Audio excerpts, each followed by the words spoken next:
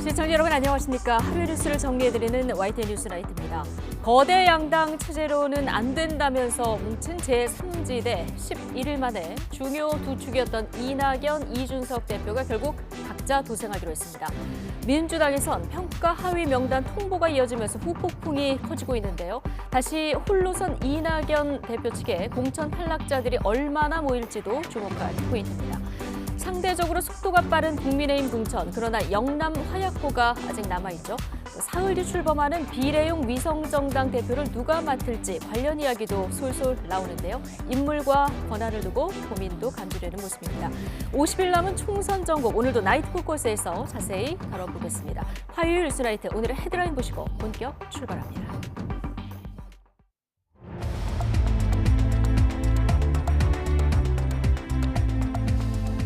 2월 20일 화요일 뉴스나이트 주요 뉴스입니다. 의대 증원의 반발에 어제까지 사직서를 낸 전공의들이 전체의 절반이 넘는 것으로 집계됐습니다. 사직서를 낸 뒤 실제로 병원을 떠난 전공의는 4명 가운데 1명 정도로 확인됐는데 곳곳에서 진료 차질이 따랐습니다. 윤석열 대통령은 의대생 2,000명 증원은 최소 규모라며 증원 규모 협상 가능성을 일축했습니다. 정부는 남은 의료 인력에 대한 추가 보상 등 당근책도 함께 제시했습니다. 제3지대 통합이 10여일 만에 좌출됐습니다. 개혁신당 이낙연 공동대표가 통합 철회를 선언했고 이준석 공동대표도 뒤이어서 결별을 공식화했습니다. 국민의힘이 박진 전 외교장관 지역구를 서울 강남을에서 서대문 을로 옮기며 지역구 재배치를 본격화했습니다. 민주당에서는 김영주 국회부의장에 이어 박용진, 윤영찬 의원이 하위평가 통보에 반발하는 등 공천 갈등이 커지고 있습니다. 일제 강제동원 피해자가 일본 가해 기업에 배상받은 첫 번째 사례가 나왔습니다. 히타치 조선이 국내 법원에 낸 공탁금 6천만 원을 배상금 명목으로 수령했습니다. 내일과 모레 수도권을 비롯한 전국에 눈과 비가 내리겠습니다. 폭설이 쏟아진 강원도에는 모레까지 최고 70cm가 넘는 눈이 예보됐습니다. 의대 증원에 반발하고 있는 전공의들의 집단 사직이 결국 현실로 벌어졌습니다. 전체 전공의 절반 이상이 사직서를 냈고 이 가운데 상당수는 이미 병원을 떠났습니다. 김혜은 기자입니다.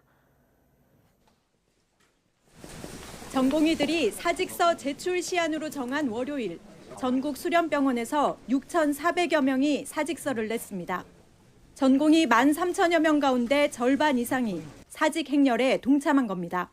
복지부는 전공의들이 95% 몰려있는 100개 병원에 대해 현장 점검을 진행했습니다.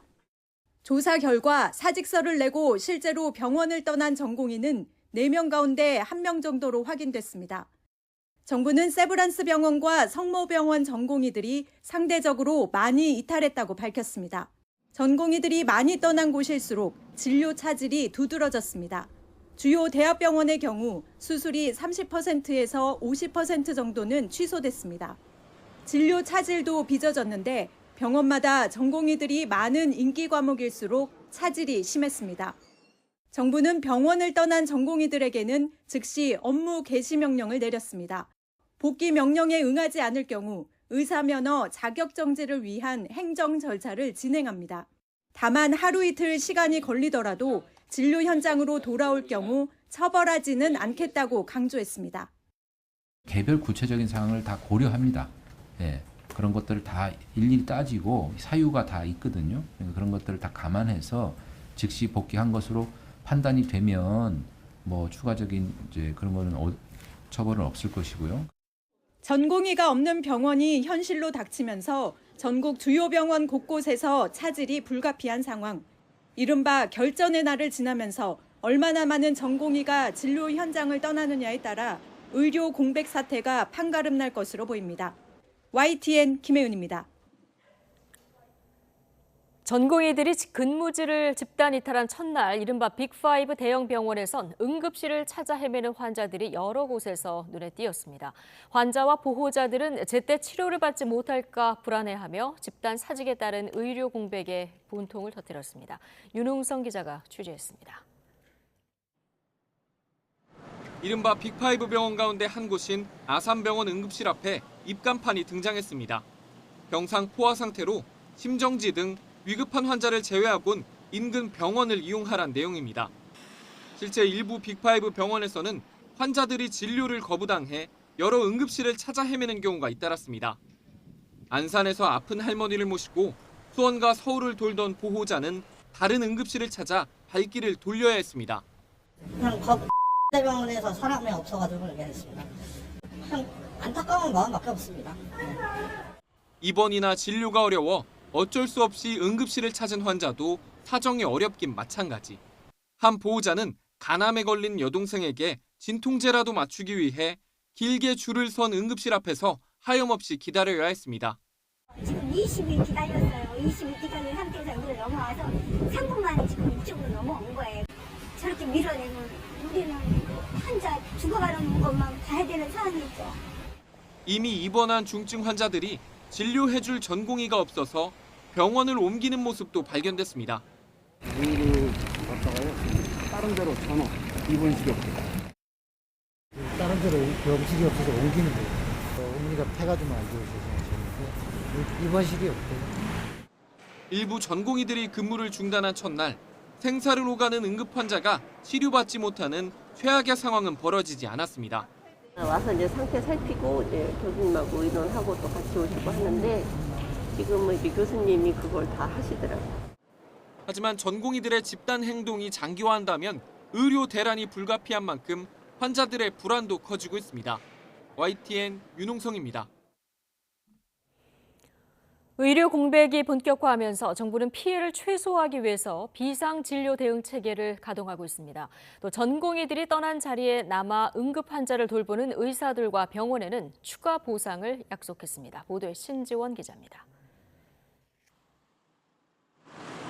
전공의들의 근무 이탈로 의료 공백이 현실화하자 정부는 비상진료 체계를 가동했습니다. 특히 대학병원 진료를 받지 못한 일반 환자들에게 전국 12개 군병원 응급실을 개방했습니다. 군병원은 민간인의 출입 절차를 간소화하고 의무기록 발급용 전산 시스템과 원무 인력을 보강했습니다. 민간인들이 군병원 응급실을 이용할 수 있도록 준비하고 있고요. 앞으로도 그 민간인들이 이용하는 데 여러 가지 행정 절차라든지 이런 것들이 원활히 이루어질 수 있도록 준비하고 있는 걸로 알고 있습니다. 정부는 권역외상센터의 인력과 장비를 응급실 비상진료에 활용하도록 하고 병원의 남은 의사들도 보상하겠다고 밝혔습니다. 응급의료행위나 응급의료 전문의들의 진찰료 수가를 100% 인상하고 증상이 상대적으로 심하지 않은 경증 환자를 다른 병원으로 보낼 때 주는 수가도 올려서 대형 병원 응급실의 진료 부담을 덜어준다는 겁니다. 또 전공의 대신 입원 환자를 돌보는 전문의들에게는 건당 최대 2만 5천 원을 추가 지원하겠다고 밝혔습니다. 비상진료 체계가 실효성 있게 운영될 수 있도록 보상을 강화합니다. 입원 환자 비상진료 정책 지원금을 신설하여 입원 환자를 진료하는 전문의에 대한 추가적인 보상을 실시하겠습니다. 필수 진료과에서 수련 중인 인턴 의사가 응급실이나 중환자실에 투입될 경우에는 해당 기간을 수련 시간으로 인정해주기로 했습니다. 정부는 전공의들의 빈자리는 지키는 의사들에 대한 보상을 약속하는 동시에 근무지 이탈이 확인된 전공의들에 대해서는 법적 절차에 따라 행정처분을 진행하겠다고 거듭 경고했습니다. YTN 신지원입니다. 윤석열 대통령은 의사들이 국민의 생명과 건강을 볼모로 집단 행동을 해선 안 된다고 강하게 비판했습니다. 의대생 2,000명 증원은 최소한의 규모라고 밝혀 협상을 통해 숫자를 조정할 거라는 일각의 전망도 일축했습니다. 강희경 기자의 보도입니다. 의료계 집단행동이 본격화하자 윤석열 대통령이 국무회의에서 처음으로 공개 입장을 냈습니다. 정부가 28차례 의사단체와 만나 대화했는데도 집단행동이 벌어져 안타깝다며 국민의 생명과 건강을 볼모로 잡아선 안 된다고 경고했습니다. 그러면서 공무원과 같은 책무를 강조했습니다. 의사는 군인, 경찰과 같은 공무원 신분이 아니더라도 집단적인 진료 거부를 해서는 절대 안 되는 것입니다. 대통령실 관계자는 YTN에 유럽 등 외국에선 의사가 공무원 신분인 경우도 많다며 우리나라 의료진은 민간 신분이지만 공적 책무를 다해야 한다는 취지의 강하고 센 발언이라고 설명했습니다. 윤 대통령은 또 의대 증원 규모 2,000명은 타협할 수 없는 숫자란 점을 분명히 했습니다. 2년 전 빅5 병원의 간호사가 쓰러졌는데도 의사가 없어 사망했을 정도로 필수 의료가 붕괴했지만 지난 27년간 정부는 의대 정원을 단 한 명도 늘리지 못했다고 지적했습니다. 일각에서 2,000명 증원이 과도하다고 주장하는 건 허황된 음모론이라며 2,000명은 최소한의 규모라고 못 박았습니다. 30년 가까이 해묵은 문제를 해결하고 대한민국의 미래를 준비하기에는 이 숫자도 턱없이 부족합니다. 2,000명 증원은 말 그대로 최소한의 확충 규모입니다. 강한 어조로 흔들림 없는 정책 추진을 역설했지만 정당한 보상과 사법 리스크 경감 등 일종의 당근책도 함께 제시했습니다. 윤 대통령은 의대 증원은 더는 미룰 수 없는 시대적 과제라며 의료개혁에 동참해달라고 의료인들에게 당부했습니다. 또 의료개혁 과정에서 국민이 피해를 보지 않도록 각 부처는 일치 단결해달라고 강조했습니다. YTN 강희경입니다. 네, 지금부터는 50일 남은 총선 관련 정치권 움직임 살펴보겠습니다. 먼저 개혁신당 내 주도권을 놓고 이준석 대표와 갈등을 빚었던 이낙연 대표가 부끄러운 결말을 낳았다며 결별을 선언했습니다. 야심차게 닻을 올렸던 제3지대 빅텐트는 불과 11일 만에 좌초하게 됐습니다. 김대겸 기자의 보도입니다. 기자회견장에 나선 이낙연 대표는 통합 좌절의 책임을 이준석 대표에게 돌렸습니다. 전날 당 지도부 회의에서 총선 지휘 정권 등이 이준석 대표에게 넘어간 걸 문제 삼았습니다. 공동대표 한 사람에게 선거의 전권을 주는 안건이 최고위원회의 표결로 강행 처리됐습니다. 민주주의 정신은 훼손됐습니다. 배복주 전 정의당 부대표 입당 문제 등을 놓고 누적된 갈등도 숨기지 않았습니다. 낙인과 혐오, 배제의 정치를 극복하려던 꿈이 짓밟혔다며 함께 갈 수 없다는 뜻을 밝혔습니다. 설 연휴 기간인 지난 9일, 전격적으로 손을 잡은 지 불과 11일 만입니다. 신당 통합 좌절로 여러분께 크나큰 실망을 드렸습니다. 부실한 통합 결정이 부끄러운 결말을 낳았습니다. 김종인 전 국민의힘 비대위원장 영입을 위한 이낙연 지우기 의혹 또한 제기했는데 당사자인 이준석 대표는 선을 그었습니다. 김종인 위원장에 대한 추천은 오히려 제가 아니라 이낙연 전 총리 측 측근 전직 의원에게서 합당선언 다음 날 저에게 합의를 파기한 측에서 모순된 주장을 내놓고 있다고 반박한 겁니다. 이낙연 대표가 당 최고위 표결 과정을 지적한 것 역시 이해할 수 없다는 반응입니다.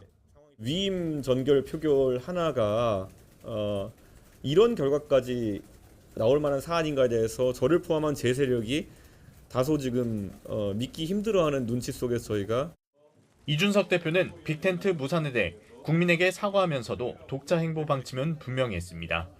이낙연 대표 또한 초심으로 돌아가겠다고 공언한 상태라 거대 양당에 이어 제3지대까지 보수와 진보 양분 구도가 펼쳐지게 됐습니다. YTN 김대겸입니다. 네, 제3지대 세력의 양대 축으로 평가받는 이낙연, 이준석 공동대표의 결별이 총선 판도에 미칠 영향에도 관심이 집중되고 있습니다. 공천 작업이 한창인 거대 양당의 셈법 역시 다소 복잡해질 전망입니다. 계속해서 나혜인 기자입니다.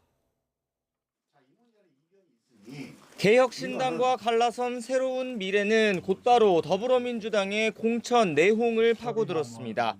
현역 평가 하위 20% 통보와 밀실 사천 논란에 반발하는 현역 의원들에게 손을 내민 겁니다. 1인 정당으로 추락해 정권 견제도 정권 교체도 어려워진 민주당을 대신하는 진짜 민주당을 세우겠습니다. 4선 김영주 의원의 탈당 선언이 끝이 아닌 이제 시작이라고 보는 건데 민주당은 촉각을 곤두세우는 분위기입니다. 이낙연 대표 측의 세력 규합이 자칫 이탈의 원심력을 키우진 않을지 우려하고 있습니다. 일부 의원들의 탈당이라든지 지금 반발이 많은데 이거에 대해서 어떻게 보고 계십니까? 그렇게 되지 않도록 제가 좀 잘 노력하겠습니다. 개혁신당은 전국민 출산휴가급여제나 양육비 국가보증제 같은 정책 공약을 잇따라 발표하며 독자 세력화에 고삐를 죄고 있습니다. 김종민 의원의 이탈로 현역 의원 1명이 줄면서 5석 이상 정당에 주어지는 선관위 보조금은 반납하겠다고 공언했습니다. 지금까지 이런 사례가 없었기 때문에 법상의 어떤 반납 절차나 이런 것이 미비하다 그러면은 뭐 공적인 기부라든지 아니면 좋은 일을 위해 사용하는 방식으로라도. 당내에선 애초 노선이 달랐던 이낙연 대표와의 결별이 기존 지지층을 결집하는 효과를 낼 거란 기대감도 있습니다. 하지만 빅텐트 안에서보다 세를 불리는 게 녹록지 않을 거란 전망 역시 만만치 않습니다. 국민의힘의 공천 잡음이 아직은 심각한 수준은 아니어서 현역 의원을 영입하기가 쉽지 않은 상황이기 때문입니다. 현역 의원을 단수로 공천한다든지 아니면 경선 기회를 적극적으로 부여한다든지 하는 경우가 굉장히 많습니다. 국민들께서 보셨을 때 이게 뭔가 의미 있는 변화가 있느냐. 물론 국민의힘 또한 영남권을 비롯한 강세 지역 공천이 본격화하면 언제든 내홍의 불씨가 커질 수 있습니다. 결국 거대 양당이 공천을 둘러싼 파열음을 얼마나 최소화할지가 각자 도생을 선언한 제3지대 정당의 성패에 적잖은 영향을 끼칠 거란 분석이 많습니다. YTN 나인입니다. 더불어민주당에선 사실상 컷오프로 평가받는 현역 평가 하위 20% 의원들에 대한 개별 통보가 진행되면서 파열음이 커지고 있습니다. 특히 비주류 의원들이 다수 포함된 것으로 알려지면서 이 갈등의 골이 깊어지고 있는데 이재명 대표는 불가피한 과정이라는 입장입니다. 박기환 기자가 보도합니다. 전날 김영주 의원에 이어 비명계 박용진 의원도 자신의 평가 결과를 공개하며 반발했습니다. 탈당엔 선을 그었지만 패거리 정치, 사당화 등을 거론하며 이재명 대표를 정조준했습니다. 저는 단 한 번도 권력에 줄서지 않았고 계파 정치, 패거리 정치에 몸담지 않았습니다. 많은 고초를 겪었습니다. 오늘의 이 모욕적인 일도 그 연장선상에 원칙과 상식 대열에서 벗어나 당에 잔류했던 윤영찬 의원도 하위 10% 사실을 밝히며 비판에 가세했습니다. 밀실, 사천, 저격 공천과 배제의 정치는 민주당을 근본적으로 파괴하는 것이며 저 윤석열 정권에게 총선 승리를 헌납하는 것과 다름없습니다. 추가 탈당 선언은 없었지만 친문 등 비명계 의원들은 긴급 회동을 열었습니다. 박용진, 윤영찬 의원 외에 비주류 다수가 하위 20%에 포함된 것으로 알려졌기 때문입니다. 개별적으로도 보고 뭐 전체적으로도 보고 그래서 아니 지금 뭐 당내 지금 여러 상황에 대해서는 정말 좀 심각하게 바라보는 의원들이 굉장히 많아요. 공정성 의문을 제기하며 밀실 공천 논란의 당사자인 이 대표와 조정식 사무총장을 겨냥했습니다. 대표나 주류들이 뭔가 내려놓으면요.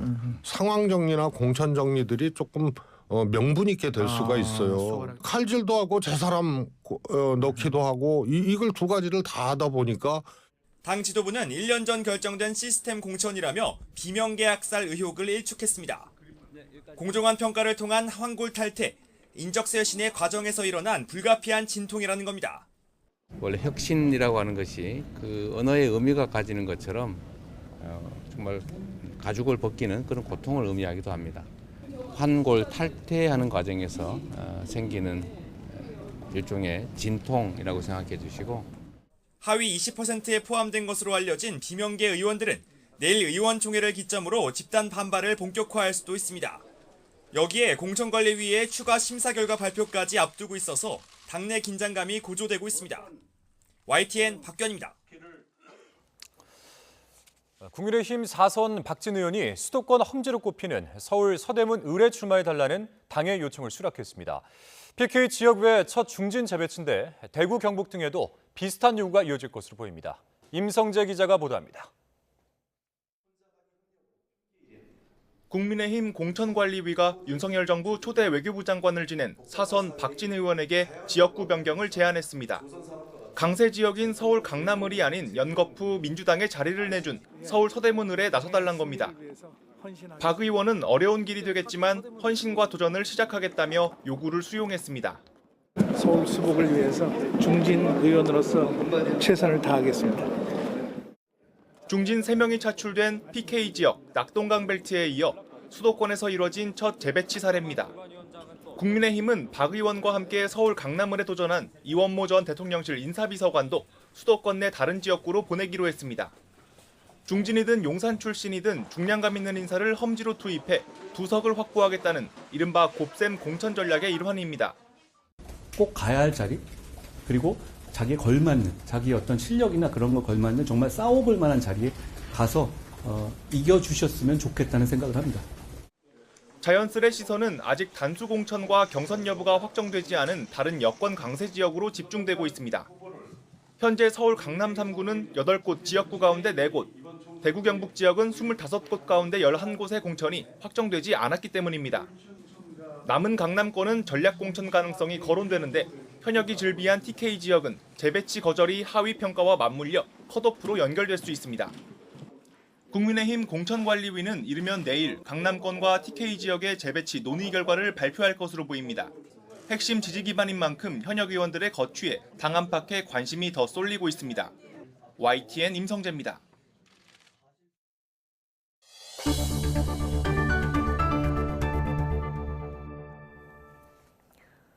봄을 앞두고 강원 산간에 폭설이 쏟아지면서 설악산 고지대 탐방로가 통제됐습니다. 내일은 서울 등 수도권에도 출퇴근길 눈이 예보돼 교통 대란이 우려됩니다. 보도에 정혜윤 기자입니다. 봄을 앞두고 설악산에 폭설이 쏟아졌습니다. 나뭇가지에는 수북하게 눈이 쌓였고 탐방로는 눈에 덮여 보이지 않을 정도입니다. 폭설로 인하여 시설물 등 피해가 많이 발생하였습니다. 당초 3월 4일로 예정되어 있던 봄철 고지대 탐방로 통제를 약 2주간 앞당겨서 시행하게 되었습니다. 영동과 경북 동해안에는 금요일까지 최고 70cm에 달하는 큰 눈이 이어질 것으로 보입니다. 강원 산지에는 최대 70cm, 강원 동해안과 경북 북동 산지에는 최대 50cm의 많은 눈이 예상되니 눈에 의한 피해 없도록 주의가 필요하겠습니다. 서울 등 수도권을 비롯한 내륙도 내일 눈길 대비가 필요합니다. 출근길 눈이 내린 뒤 비로 바뀌었다가 퇴근길 무렵 다시 눈이 내릴 것으로 보이기 때문입니다. 경기도에는 최고 10cm, 서울 등 그 밖의 지방에도 1에서 5cm의 눈이 내릴 것으로 보입니다. 경기 동부와 영서 일부 지역에는 대설주의보가 내려질 전망입니다. 출퇴근길 눈이 예보되면서 미끄럼 사고와 교통 대란이 우려되는 상황입니다. 기상청은 되도록 대중교통을 이용하고 보행자와 차량은 미끄럼 사고에 주의해달라고 당부했습니다. YTN 정혜윤입니다. 일본 전범 기업이 우리 법원에 낸 공탁금 6천만 원을 강제동원 피해자 측이 배상금 명목으로 수령했습니다. 자발적으로 납부한 일본 기업 자금이 피해자 측에 지급된 건 이번이 처음인데 비슷한 공탁 사례가 없어서 다른 피해자들이 배상받기까지는 시간이 더 필요합니다. 김철희 기자입니다. 해방을 한 해 남겨둔 1944년. 이모 씨는 일본 오사카 히타치 조선소로 끌려갔습니다. 강제 노역에 시달리다가 일제 패망 뒤에야 고국으로 돌아온 이 씨는 2014년 가해기업을 상대로 손해배상 청구 소송을 냈습니다. 1심에 이어 2심에서도 이 씨가 승소해 5천만 원과 지연 이자를 배상받을 가능성이 커지자 가해기업 히타치 조세는 혹시 쓸지 모르는 강제 집행을 막겠다며 6천만 원을 법원에 담보로 공탁했습니다. 지난해 12월 대법원에서 승소가 최종 확정되자 이 씨 측은 공탁금 회수를 받고 이를 수령할 권리를 얻기 위해 압류 추심 명령을 신청했습니다. 이후 명령이 이용된 데 이어 공탁금 담보 취소 결정까지 내려지면서 대법 선고 2달 만에 히타치 조센 공탁금은 우리 피해자 측에 전달됐습니다. 일본 기업이 자발적으로 낸 돈이 배상금 성격으로 강제동원 피해자 측에 지급된 첫 사례가 나온 겁니다. 2019년 항소심 승소 직후 별세한 이 씨를 대신해 소송을 진행해온 유족들은 비슷한 비극이 반복되지 않길 바란다고 강조했습니다. 또 공탁금을 제외한 나머지 배상금 4천여만 원은 일제 강제동원 피해자 지원재단에서 받는 방안을 긍정적으로 검토하고 있다고 설명했습니다. 미래에서라도 이렇게 배상이 이루어지고 또 이런 것들이 또 여러 가지 비극들을 막는 데 또 일조를 한다라는 점에서 의미가 있다. 대법원에서 강제동원 피해자들의 손해배상 승소가 잇따르고 있지만 일본 기업이 우리 법원에 공탁한 경우는 히타치 조센이 유일합니다. 이 때문에 다른 피해자들이 추가로 배상금을 받기까진 일본 기업의 국내 자산 강제 매각 등 풀어야 할 과제가 많아 상당한 시일이 걸릴 전망입니다. YTN 김철입니다. 사망한 러시아 반체제 인사 알렉세이 나발리의 시신을 옮기는 장면으로 추정되는 화면이 공개됐습니다. 러시아 정부가 계속 나발리의 시신을 감추고 있는 가운데 추모 움직임이 세계적으로 확산하고 있습니다. 신홍진 기자의 보도입니다. 러시아 독립언론사인 메디아조나가 공개한 CCTV 화면입니다. 맨 앞 경찰차에 이어 표식이 없는 회색차, 그리고 교도소 미니버스, 마지막으로 또 경찰차가 따라갑니다. 나발리가 사망한 교도소에서 안치 장소로 알려진 살레아르트로 향하는 길인데다 숨진 바로 그날 밤입니다. This is just a collection of evidence that points us towards assuming that it was the moment when Navalny's body was moved. 나발리의 모친은 살레아르트로 찾아갔지만 러시아 당국은 시신조차 보여주지 않고 있습니다. 타살 의혹이 갈수록 커지고 있지만 러시아 당국은 계속 시간을 끌고 있습니다. Why are the Russian authorities not handing over his body? Do you have something to hide? Well, I think that the reason is simple because the forensic medical investigation is not over yet.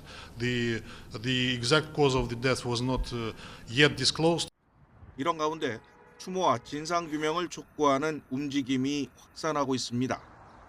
모스크바와 상트페테르부르크 등 러시아 내에서는 당국의 감시하에 시민들이 조용히 헌화하며 눈물을 삼키고 있지만 해외에서는 적극적으로 촛불을 들고 러시아 정부를 직접 성토하는 등 대규모 시위가 이어지고 있습니다. I'm here because I'm really sad about the death of Alexei Navalny, and I feel that I'm really disappointed in my government. 더불어 팝스타 밥 겔도프 등 셀럽들도 동참하며 메시지를 내는 등 나발리를 추모하는 움직임이 세계적으로 확산하고 있습니다. YTN 신홍진입니다. 나발리의 부인 율리아 나발나야는 남편의 죽음이 푸틴 러시아 대통령의 책임이라고 주장했습니다. 나발나야는 SNS에 올린 동영상에서 이같이 밝히고 푸틴은 남편뿐 아니라 자유와 미래, 희망도 함께 없애고 싶었던 것이라고 말했습니다. 나발나야는 누가 어떻게 범죄를 저질렀는지 알아내 이름과 얼굴을 공개할 것이라고 덧붙였습니다. 블라디미르 푸틴 러시아 대통령이 김정은 북한 국무위원장에게 러시아산 고급 승용차인 아우루스를 선물하며 대놓고 대북 제재를 무시했습니다. 정부는 국제사회와 협력해서 러시아와 북한 간 안보리 대북 제재 결의를 위반하는 모든 행위에 대응하겠다고 강조했습니다. 최도희 기자입니다. 지난해 9월 북한 김정은 국무위원장이 북러 정상회담을 위해 러시아를 방문했을 당시 푸틴 러시아 대통령은 김 위원장에게 러시아산 고급 승용차인 아우루스를 소개했습니다. 차를 살펴본 김 위원장은 푸틴 대통령 권유를 받고 뒷좌석에 앉아 승차감을 느껴보기도 했습니다. 러시아판 롤스로이스로 불리는 이 리무진은 제작비가 약 1,700억 원에 무게 7톤의 방탄 기능까지 갖춘 차량인데 바로 이 리무진을 러시아가 북한에 선물한 겁니다. 북한 매체들은 지난 18일 푸틴 대통령이 김 위원장에게 러시아산 승용차를 선물했다고 보도하면서도 구체적인 차종은 언급하지 않았는데 드미트리 페스코프 러시아 크렘린궁 대변인이 아우루스를 선물했다고 직접 밝혔습니다. 우리 정부는 대북 제재 위반 사실을 공개적으로 밝히는 북한의 안하무인격 태도를 규탄하며 러시아는 유엔 안보리 상임이사국의 책임을 자각하고 국제규범을 훼손하는 행위를 중단하라고 촉구했습니다. 또 정부는 국제사회와 협력해 러시아와 북한 간 안보리 대북 제재 결의를 위반하는 모든 행위에 대응하겠다고 강조했습니다. 북한이 러시아에 탄도미사일 등 각종 무기를 지원하는 정황이 뚜렷한 가운데 고도의 첨단 무기, 기술을 북한에 넘기지 않으려는 러시아가 고급 차량을 무기 지원 대가로 건네며 북한의 불만을 무마하려는 의도도 엿보입니다. 북한의 정보산업, 수산, 체육대표단은 일제히 러시아로 향하며 북러 간 인적 교류도 활발히 전개되는 분위기입니다. 북한과의 협력 안건들을 확장하고 그리고 적극적으로 전개하고 있는 이유는 무엇보다도 현재 그 체제의 생존이 위협받고 있는 북한을 러시아가 안보적으로 담보해준다라고 하는. 통일부도 지난해 9월 북러 정상회담 이후 양국 간 상당히 높은 수준의 협력이 이루어지고 있다고 평가했습니다. YTN 휴대입니다.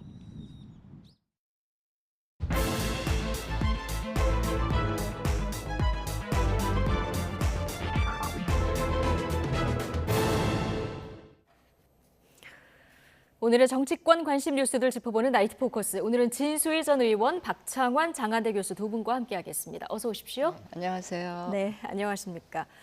자, 총선을 앞두고 손잡았던 이준석, 이낙연 개혁신당 공동대표가 11일 만에 각자의 길을 가기로 했습니다.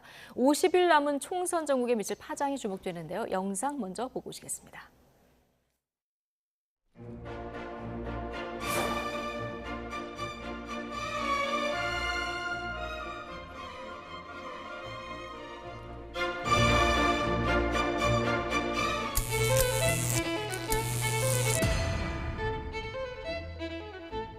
악인과 혐오와 배제의 정치가 답습됐습니다. 그들은 통합을 깨거나 제가 지우기로 일찍부터 기획했던 것으로 보입니다. 이낙연 대표께서 이끄시는 새로운 미래가 더 이상 함께하지 못한 것에 대해서 참담한 마음으로 국민들께 사과드립니다.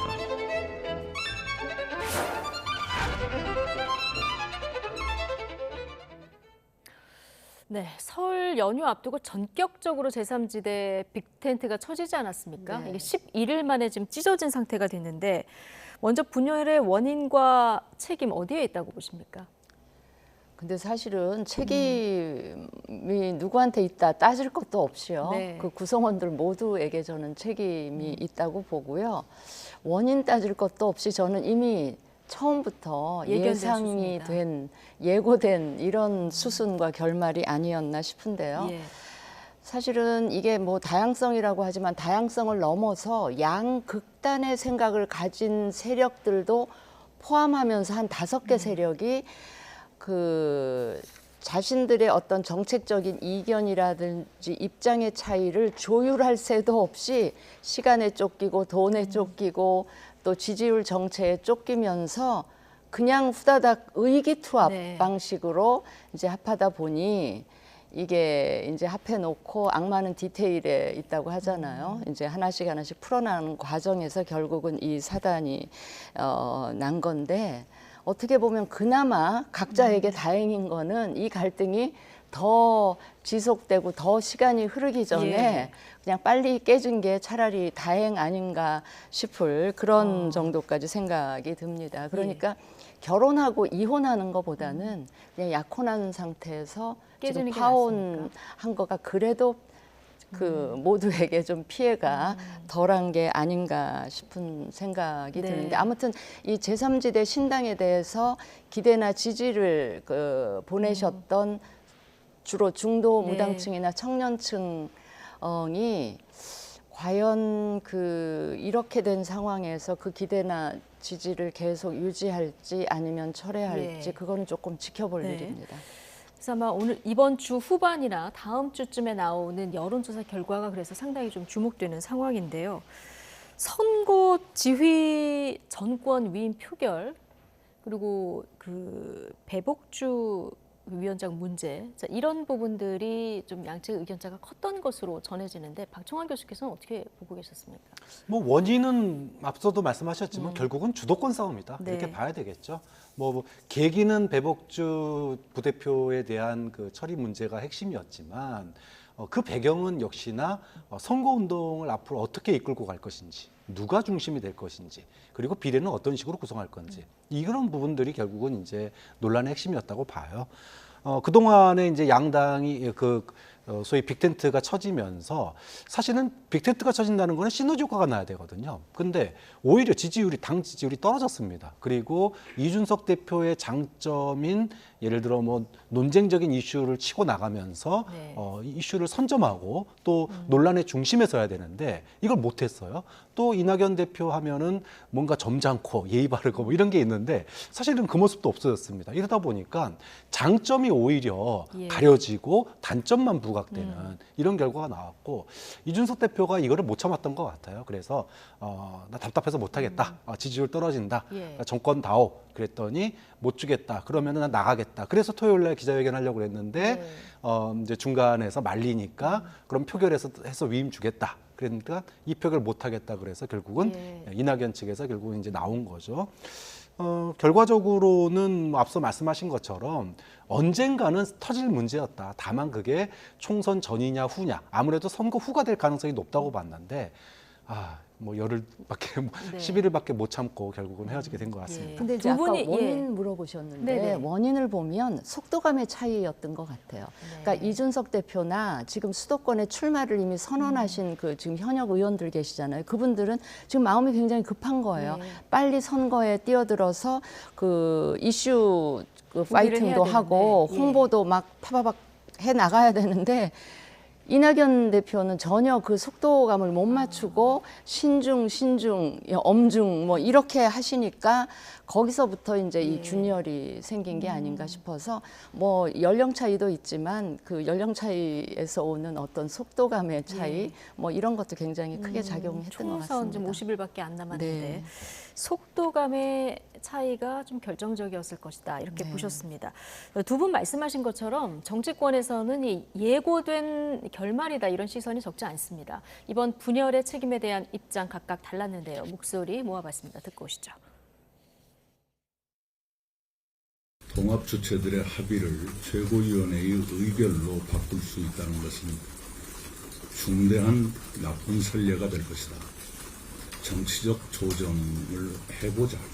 여러 가지 가능성을 열어놓고 그 제안을 했는데 그게 묵살됐습니다. 당직을 다 이준석 대표가 하자는 대로 그냥 일사천리로 결정을 해줬습니다. 그 이후에 아무것도 진도를 안 나가고 오직 배복주 씨 얘기만 가지고 계속 얘기하다가 나중에 가서 정권 달라는 얘기를 한 거예요. 이 자리에 서서 누군가를 비판할 생각은 없습니다. 할 말이야 많지만 애초에 각자 주장과 해석이 엇갈리는 모습이 국민들이 보시기에는 눈살 찌푸려지는 일일 것입니다. 이번 통합에 있어가지고 여러 주체가 있었습니다. 그런데 이견을 조정하는 과정 중에서 새로운 무리가 이탈하게 된 것이고 저희 개혁신당에 합류한 나머지 재구성원들은 저희와 뜻을 같이 하는 것으로 확인해 드리겠습니다. 네. 이준석 대표 좀 보신 것처럼 오늘은 좀 비난성 발언은 자제하는 모습이었고요.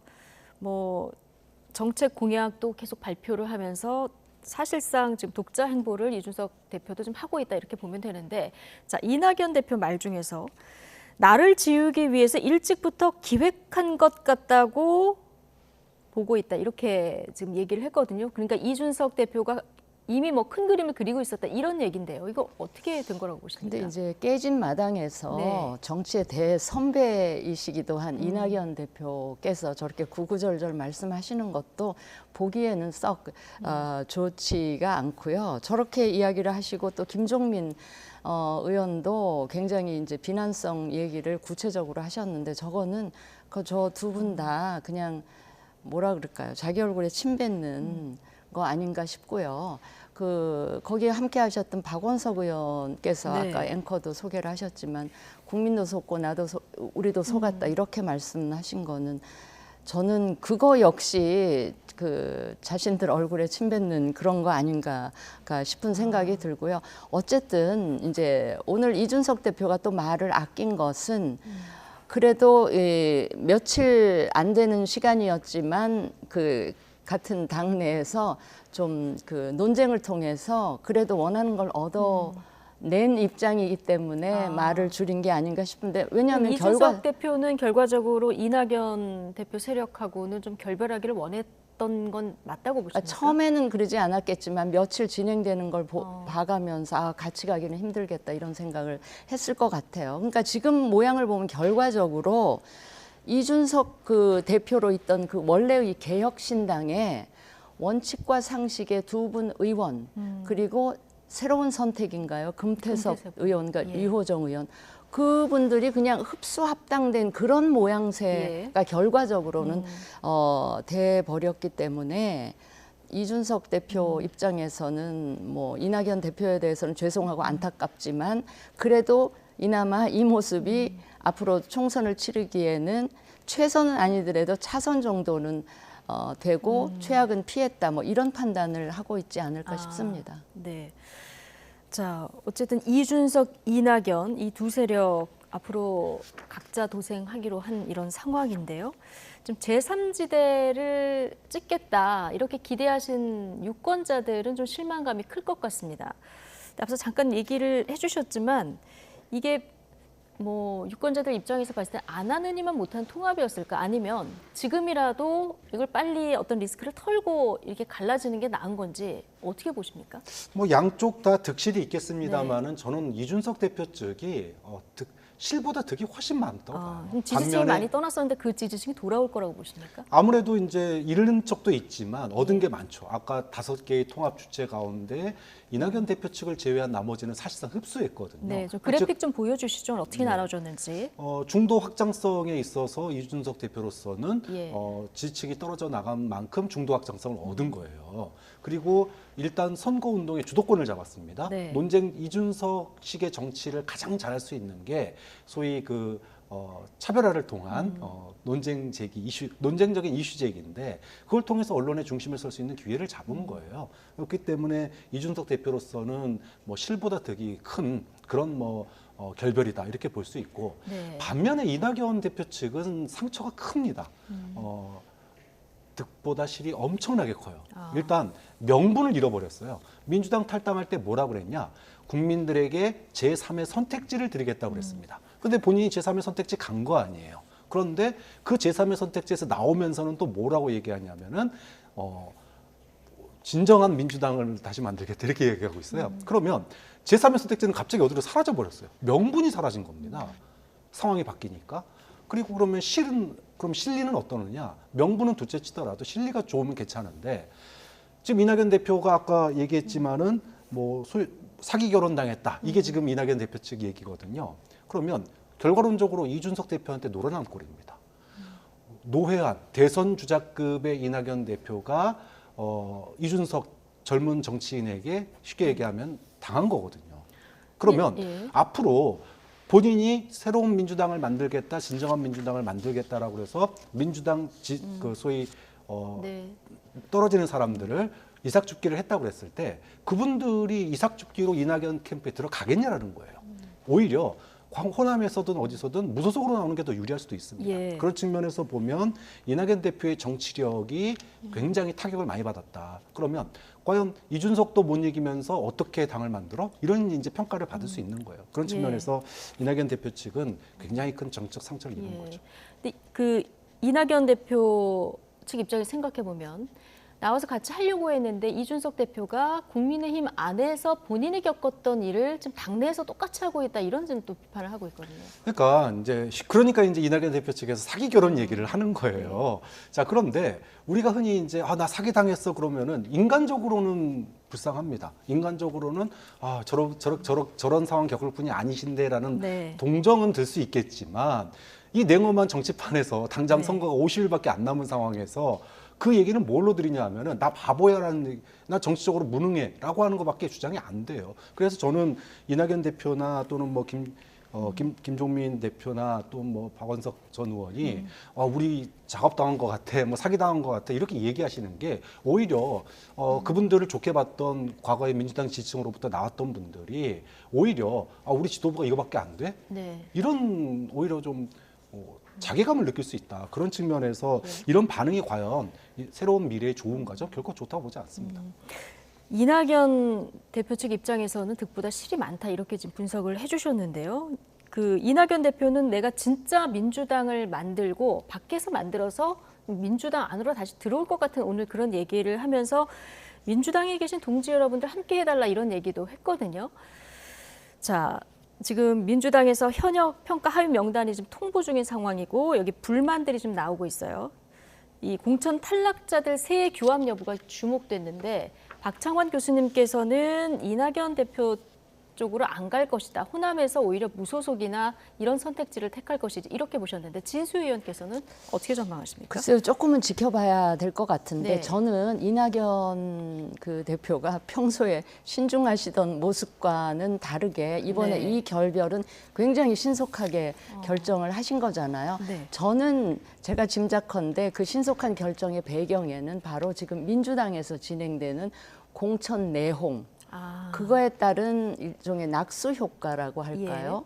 그 이삭죽기가 가능하지 않을까 하는 그런 생각을 좀 하셨던 게 아닌가. 지금 예. 민주당의 이 내홍 과정과 무관하지 않을 것 같다는 생각이 듭니다. 그러나 뭐 그런 그 이낙연 대표 그러니까 이제 새로운 그러니까 진정한 민주당 얘기를 하시는 것도 네. 그런 그 속마음이 있으셔서 그런 것 같은데. 김종민 의원은 이미 지금 접촉을 시작했다 이런 보도들도 나오고 있고. 네, 뭐 예. 접촉이야 시작을 하겠죠. 네. 그러나 그거는 이낙연 대표나 김종민 의원의 희망사항일 수 있고 정작 민주당 내에 있는 그 소위 그 비명 행사에 희생되는 이런 의원들이 과연 나와서 무소속으로 뭔가를 해볼지 아니면 이 이낙연 대표가 만든 이 당에 몸을 실을지는 저는 조금 봐야 될 것 같은데 저는 박 교수님의 말씀에 일정 부분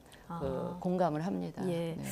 이낙연 대표가 새 규합의 구심점이 될지 좀 지켜봐야겠지만 이게 오히려 너무 긍정적으로만 보기는 좀 어렵다. 지금 이런 평가를 왜냐하면 지금 이낙연 해주셨는데. 대표가 예. 탈당하실 때 심지어는 원칙과 상식 의원들도 그쪽으로 안 가시고 별도의 예. 세력을 만드셨을 뿐 아니라 단 한 명의 민주당 의원도 따라 나가시는 분이 안 계셨잖아요. 예. 그런 상황이라서 예, 좀 지켜봐야 될 것 같습니다. 알겠습니다.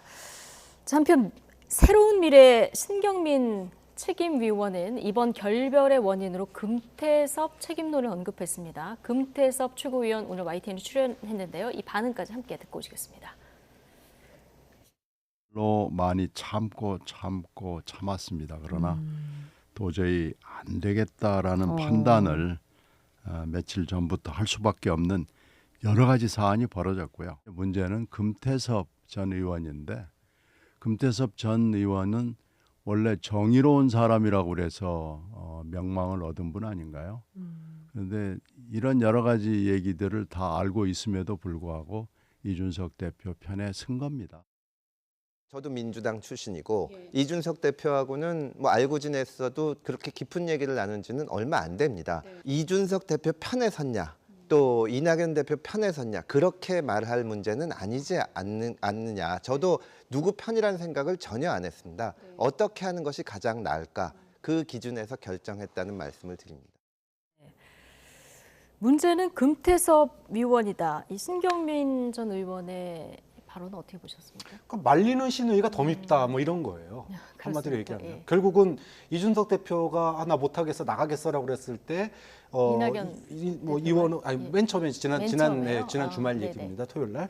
그때 이원욱, 조홍천, 금태섭 의원이 말렸다는 거 아니에요. 말렸고 그러면 이 최고위에서 논의하겠다. 그래서 최고위 회의를 했는데 거기서 이제 위임을 해주니까 표결을 한 거죠. 그렇죠. 표결을 한 거죠. 근데 거기에 이제 결정 키 방향타를 누가 졌냐? 금태섭 의원이 진 거예요. 그러니까 금태섭 의원이 만약에 이건 아니죠라고 얘기했으면은 이렇게 쪼개지지 않았다라고 지금 얘기를 하시는 거예요. 그런데 이미 그 소위 말해서 주도권 경쟁에서 이준석 대표 측이 소위 말하는 판정승을 거둔 겁니다. 그 판정승에 결정적인 한 표를 던진 게 금태섭 의원인 거예요. 그렇게 본다면 뭐 이낙연 대표 측에서는 금태섭 의원이 믿겠지만 결국 정치라는 건 주도권 싸움이거든요. 네. 당내. 그 주도권을 금태섭 의원은 이준석 대표 측에 힘을 실어준 거기 때문에 그걸 가지고 뭐 그분이 분란의 원인이다 이렇게 얘기하는 거는 뭐 신의가 밉다 이거 이상도 이하도 아니죠. 예. 거기다 원칙과 상식 출신 의원 4명이잖아요. 네. 근데 의기투합했었는데 3개월이 딱 지나고 났더니 지금 저희가 나눠봤는데 개혁신당으로 두 분이 가셨고요. 민주당에 잔류하신 분이 한 분, 새로운 미래로 가신 분이 한 분. 다 이렇게 나눠졌어요. 이것도 좀 눈여겨볼 대목이에요. 다시 뭉칠 가능성은 전혀 없습니까? 제가 보기엔 다시 뭉칠 가능성은 전혀 없어 보이고요. 기본적으로 저 네 분들 사이에도 기본적인 약간 성향이나 그 입장의 차이는 조금 있었던 게 아닌가 싶어요. 아무래도 조홍천 의원은 기존에 박근혜 그 정부에 몸을 담았었기도 했고 기본적으로 조금 보수적인 그 성향이 있으신 분 같고요. 이원욱 의원은 제가 잘 모르겠고 그 뭐 윤영찬 의원은 성향도 성향이지만 이제 그 나오는 그 과정에서 그 친문 그 의원들이 뭐 굉장히 적극적으로 이 만류를 해서 잔류한 것 같고 그때 또 지역구 변수가 있었죠. 현근택 변호사. 네네네. 그런 상황이라 뭐 하여튼 각자 그냥 자신에게 가장 뭐라 그럴까 현실적으로 이로운 판단을 하느라고 하다 보니까 이렇게 찢어져 버린 형국이 된 것 같습니다. 알겠습니다. 자, 민주당으로 조금 더 깊이 들어가 보면 현역 의원 평가 하위 명단 통보 좀 후폭풍이 커지고 있습니다. 오늘은 하위 10% 통보를 받은 박용진, 윤영찬 두 의원이 공개 반발에 나섰는데요. 자, 이재명 대표 입장까지 함께 듣고 오시겠습니다. 저는 단 한 번도 권력에 줄서지 않았고 계파 정치, 패거리 정치에 몸담지 않았습니다. 오늘의 이 과하 지옥을 견디겠습니다. 반드시 살아남겠습니다. 이번 총선에 임하는 더불어민주당의 목표는 무엇입니까? 윤석열 정권에 대한 심판입니까? 아니면 이재명 대표 개인 사당화의 완성입니까? 후자가 목표라면 윤영찬을 철저히 밟고 가십시오. 원래 혁신이라고 하는 것이 그 언어의 의미가 가지는 것처럼 정말 가죽을 벗기는 그런 고통을 의미하기도 합니다. 새로운 모습으로 환골 탈퇴하는 과정에서 생기는 일종의 진통이라고 생각해 주시고 훌륭한 인물들로 우리 공관위가 잘 결정해 드릴 것으로 생각합니다. 가죽을 벗기는 고통으로 환골 탈퇴하는 과정에서 생기는 일종의 진통으로 봐달라. 이재명 대표 얘기까지 지금 듣고 오셨는데 어쨌든 박용진, 윤영찬 이 두 분도 현역 하위 10% 명단에 들었다 이렇게 통보를 받았고 오늘 반발하는 기자회견 모습 보고 오셨습니다. 자, 이렇게 반발은 하고 있지만 당내에서 경선을 치르겠다 이렇게 얘기를 했는데 현역 하위 10%에 들어가면 득표율 30%를 손해를 봐야 되는 거 아니겠습니까? 여기다가 만약에 경선해야 되는 대상이 신인이라면 신인 가산점도 있어서 이렇게 되면 사실상 뭐 컷오프라고 봐도 되는 겁니까? 그렇죠. 뭐 완벽하게 30% 이상 차이로 이길 자신이 있다 그러면은 모르겠지만 예를 들어 상대가 정치 신인이다 그러면은 가산점이 붙으니까 그러면은 거의 뭐 40~50% 이상 차이를 벌려야 되는데 그렇게 해서 이기기가 사실 쉽지는 않죠. 그렇기 때문에 특히 하위 10% 같은 경우에는 굉장한 어려움을 겪을 것으로 보이고 뭐 사실상 컷오프 되는 거 아니냐 이런 이제 평가가 나올 수밖에 없습니다. 이번 그 20% 하위 20%에 대한 이 평가 속에서 좀 불가피한 면은 있다고 생각해요. 이재명 대표 얘기처럼 지금 영입한 사람이 25분 정도 되잖아요. 그분들에게 공천 주려면 25자리 비워야 돼요. 그렇기 때문에 평가를 통한 물갈이는 불가피하다.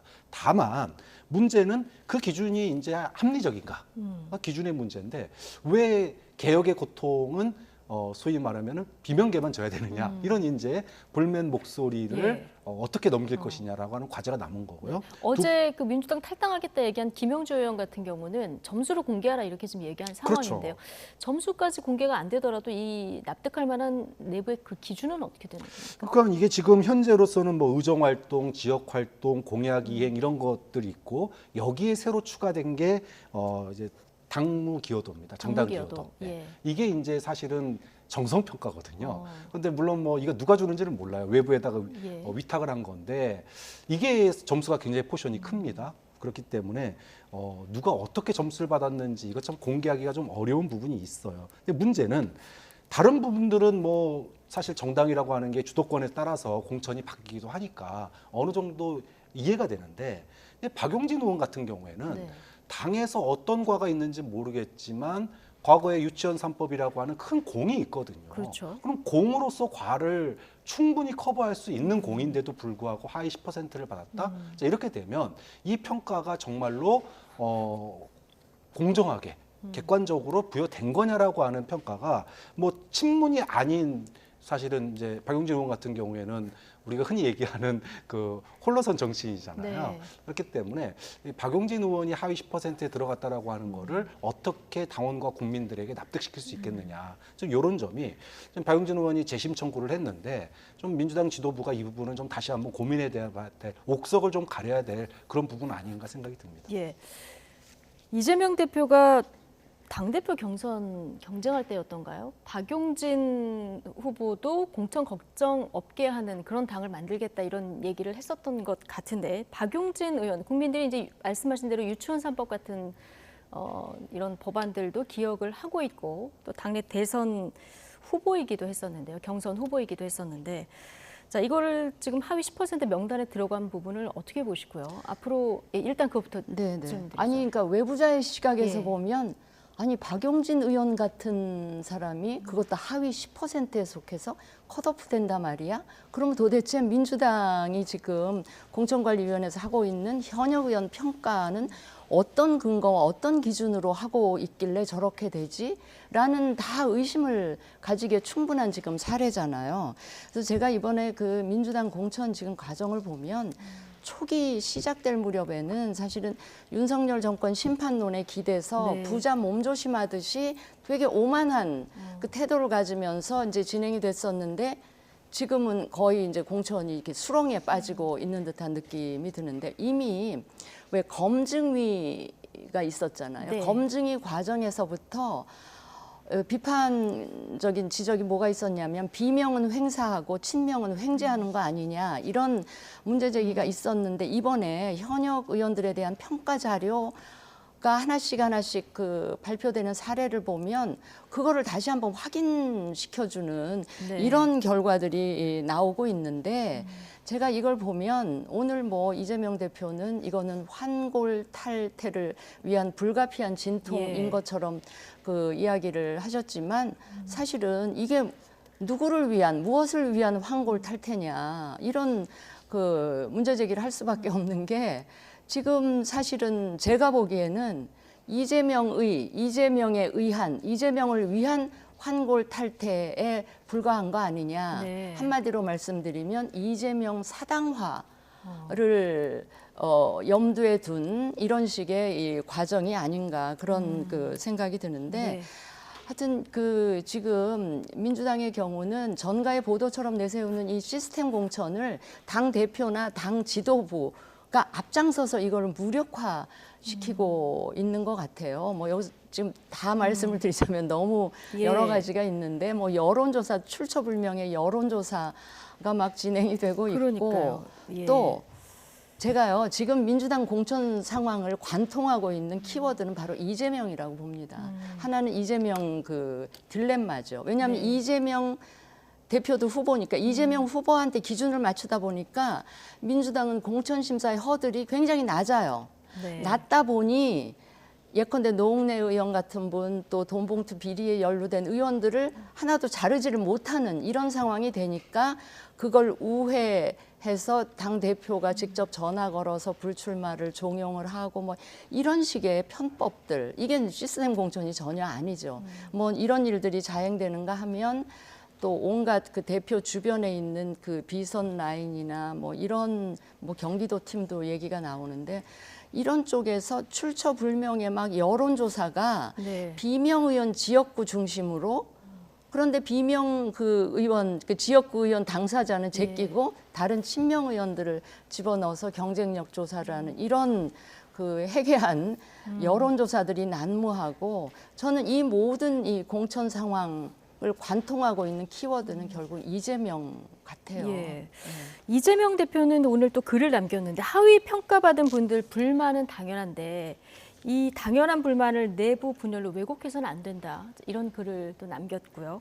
모든 원망은 대표인 나한테 돌려달라 얘기를 했는데 자, 이재명 대표가 지금 일단 당내에서 불만들이 나오기 시작한 상황에서 어떤 리더십을 발휘해야 됩니까? 뭐 지금으로서는 지금 이 하위 평가를 다시 뒤집거나 이러기는 뭐 개인적으로 재심 평가에서 제외가 되는 경우는 있을 수 있겠지만 구제되는 경우는 있을 수 있겠지만 전체적으로 다시 재평가받는 건 어렵다고 봅니다. 그럼 이제 남은 것은 결국은 지도부 책임론이에요. 당장 이제 내일 의원총회가 있고 그렇죠. 그 의원총회에서 소위 비명계 특히 친문계 쪽에서 집단 반발을 할 거다 이런 이제 움직임이 보이는데 예를 들어 조정식 사무총장 같은 경우 5선이란 말이에요. 예. 그럼 누군가 자리를 비켜줘야 된다면 사실은 뭐 예를 들어 김영주 의원 부의장, 김영주 예. 의원 같은 경우에는 4선이고 네. 이제 연세도 있으시니까 후보진들에게 좀 비켜주시는 게 어떠냐. 충분히 얘기 나올 수 있거든요. 그러면 조정식 사무총장은 5선입니다. 예. 그러면 누가 자리를 비켜줘야 될까요? 그러니까 본인은 공천받으면서 다른 뭐 선수 높은 분들 이런 분들을 갖다가 양보해라 이렇게 얘기되면 이거는 당에서는 이제 소위 말하면은 아름다운 예. 공천 이게 어려워지거든요. 좀 그런 측면에서 저는 결국은 남은 거는 이제는 지도부가 책임지는 것밖에 없다. 지도부가 책임지는 방법은 몇 개 없어요. 하나는 예. 뭐 당대표는 어쩔 수 없으니까 사무총장 이하 불출마 선언을 한다던가 이성노태 한다던가 또는 지금 현재 조기 선대위 전환도 하나의 방법이 될 수 있습니다. 이제는 예. 공천 가닥이 잡히면 어차피 이재명 대표가 자신 선거구에서 못 벗어나잖아요. 지금 이제 원희룡 후보하고 네. 붙어야 되기 때문에 그런 측면에서 본다면은 조기 선대위로 전환을 하고 당을 갖다가 좀 이끄는 그런 방법도 좀 하나의 카드가 될 수 예. 있지 않을까 고민을 해봅니다. 예, 오늘 친문 홍영표 의원이 이러다가 총선 승리를 윤석열 정권에 데려다 줄 것 같다. 자, 당 정상화 위해서 힘을 모으겠다 이런 얘기도 한 상황이라서요. 자, 이렇게 집단적인 어떤 행동이 있을지 내일 말씀하신 대로 의원총회를 분기점으로 해서 어떤 그 반발들이 터져 나올지 지켜봐야 되는 상황인데 상황이 악화되고 내부 불만이 많을 경우에 이재명 대표 혹은 지도부가 뭔가 결단할 가능성도 있다고 보십니까? 저는 대표를 제외한 그 지도부 있잖아요. 예. 사무총장을 비롯해서 최고위원 이런 분들이 책임을 지고 물러난다고 이 내용이 정리가 될까 싶은 생각이 네, 들어요. 지도부 희생으로는 정리가 안 된다. 그 정도로는 안 될 것 같은 게 그들이 책임진다고 해서 지금 이미 그 불이익을 받고 컷오프 당한 이 많은 수많은 의원들이 승복을 할 것인가? 그게 좀 의문스럽고 예. 이 컷오프 이 기준이나 결과를 투명하게 공개하지 않으면 저는 이 의원들의 반발을 잠재울 수 있을까 싶은 예. 생각이 들고 이거는 결국은 당 대표 이재명 대표에게까지 불똥이 튀지 않을까 싶은 생각이 들어요. 예. 예. 그래서 이제 오늘 홍영표 의원이 뭐 이러다가는 윤석열 대통령한테 뭐 선거 결과를 아예 네, 이런 데려다 그 줄것 얘기를 같다. 했는데 사실은 아까도 제가 언급을 했지만 시작 무렵에는 진짜 민주당은 오만하다 싶을 정도로 부자 몸조심하듯이 그냥 윤석열 정권 심판론에만 기대고 있어서 막 이렇게 무리수를 두면서 공천을 진행하고 있다 보니 이게 이제 수렁으로 지금 점점 더 빠지고 있는 것 같고 상대적으로 국민의힘의 경우는 굉장히 절박한 심정으로 이 공천에 임했었는데 지금은 오히려 조금은 뭐랄까 한숨 돌리고 여유를 좀 가진 거 아닌가. 그래서 두 당이 좀 비교가 되는데 물론 국민의힘도 지금 아까 말씀하셨지만 최대 화약고라고 할 수 있는 네. 그 TK 지역이 아직 남아 있고 또 통상 이 총선 때 물갈이 비율이 곧 인적 쇄신과 이 동일시되는 이런 게 우리 국민들 사이에 네. 각인이 돼 있는데 만약 그 지금 이 정도라면 국민의힘이 물갈이율이 예상보다 훨씬 더 낮아질 수가 있어서 지금 이게 재배치는 되고 있는데 네. 현역 의원이 불출마하는 경우는 불출마하는 사례가 너무 거의 없다 없죠. 보니 이제 물갈이 비율이 확 떨어지게 되면 이제 유권자들 사이에서 그래 민주당은 뭐 저러는 거 알겠는데 그렇다고 국민의힘은 이 얼마나 공천 그 개혁을 한 거야 인적 쇄신을 한 거야 뭐 예. 이럴 수 있기 때문에 국민의힘도 너무 민주당 쳐다보고 여유 가질 게 아니고 네. 다시 이제 긴장을 가지고 국민 눈높이에 맞는 공천으로 이 공천을 완성시켜야 되지 않을까 마무리까지 싶습니다. 국민 네. 눈높이에 맞춰서 해야 된다. 자, 국민의힘 얘기를 해주셨으니까 바로 가보면 자, 강남을에 공천을 신청했었던 박진 의원. 자, 당에서 서대문 을을 권유를 했는데 이걸 받아들이기로 했어요. 예, 지금 수도권에서는 중진 가운데 첫 재배치인 거죠? 그러니까 이런 부분이 지금 그 국민의힘의 공천 관리가 그래도 민주당보다 낫지 않느냐라고 하는 평가받는 부분이에요. 그러니까 정치는 상대적입니다. 사실 국민의힘 공천이나 민주당 공천이나 말씀하셨다시피 친윤 공천, 친명 공천 본질은 똑같아요. 그러니까 윤석열 대통령에 대해서 비판의 목소리를 내는 사람 단 한 명도 공천받지 못했잖아요. 그런 측면에서 본다면은 양쪽 공천의 문제점은 동일합니다.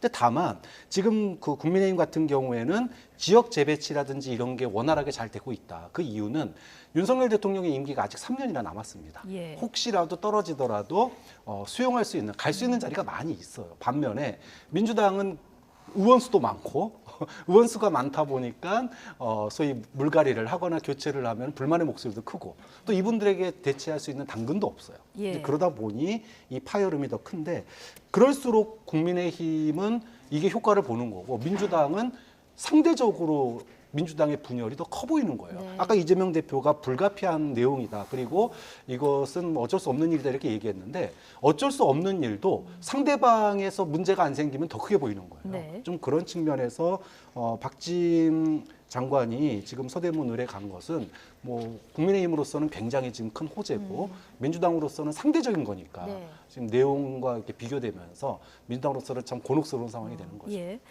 자, 서대문 을 지금 현역은 민주당의 김영호 의원인데요. 과거 이제 17대부터 19대까지는 또 보수정당 국회의원을 배출한 곳이기도 한데, 자, 강남에 비하면 험지예요. 유권자 지형을 보면 이 지역은 어떻습니까?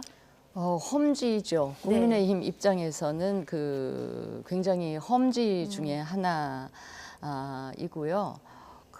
박진 의원이 이제 인지도는 굉장히 있을 겁니다. 그런데 박진 의원 개인을 놓고 보면 원래 종로에서 네. 여러 번 당선이 되셨다가 4년 전 총선에서는 또 강남 을로 네.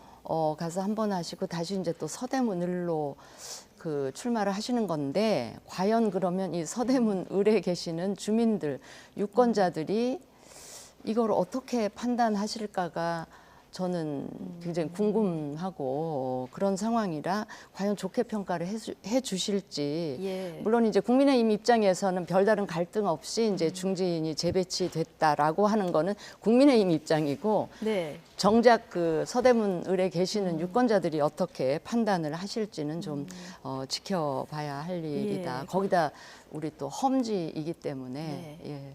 알겠습니다. 거기 또 서대문 을에 이미 공천을 신청한 예비 후보도 있죠. 송주범 후보 좀 반발하고 있는데 이걸 또 지도부가 어떻게 또 잠재울지 이 부분도 지켜볼 대목이고요.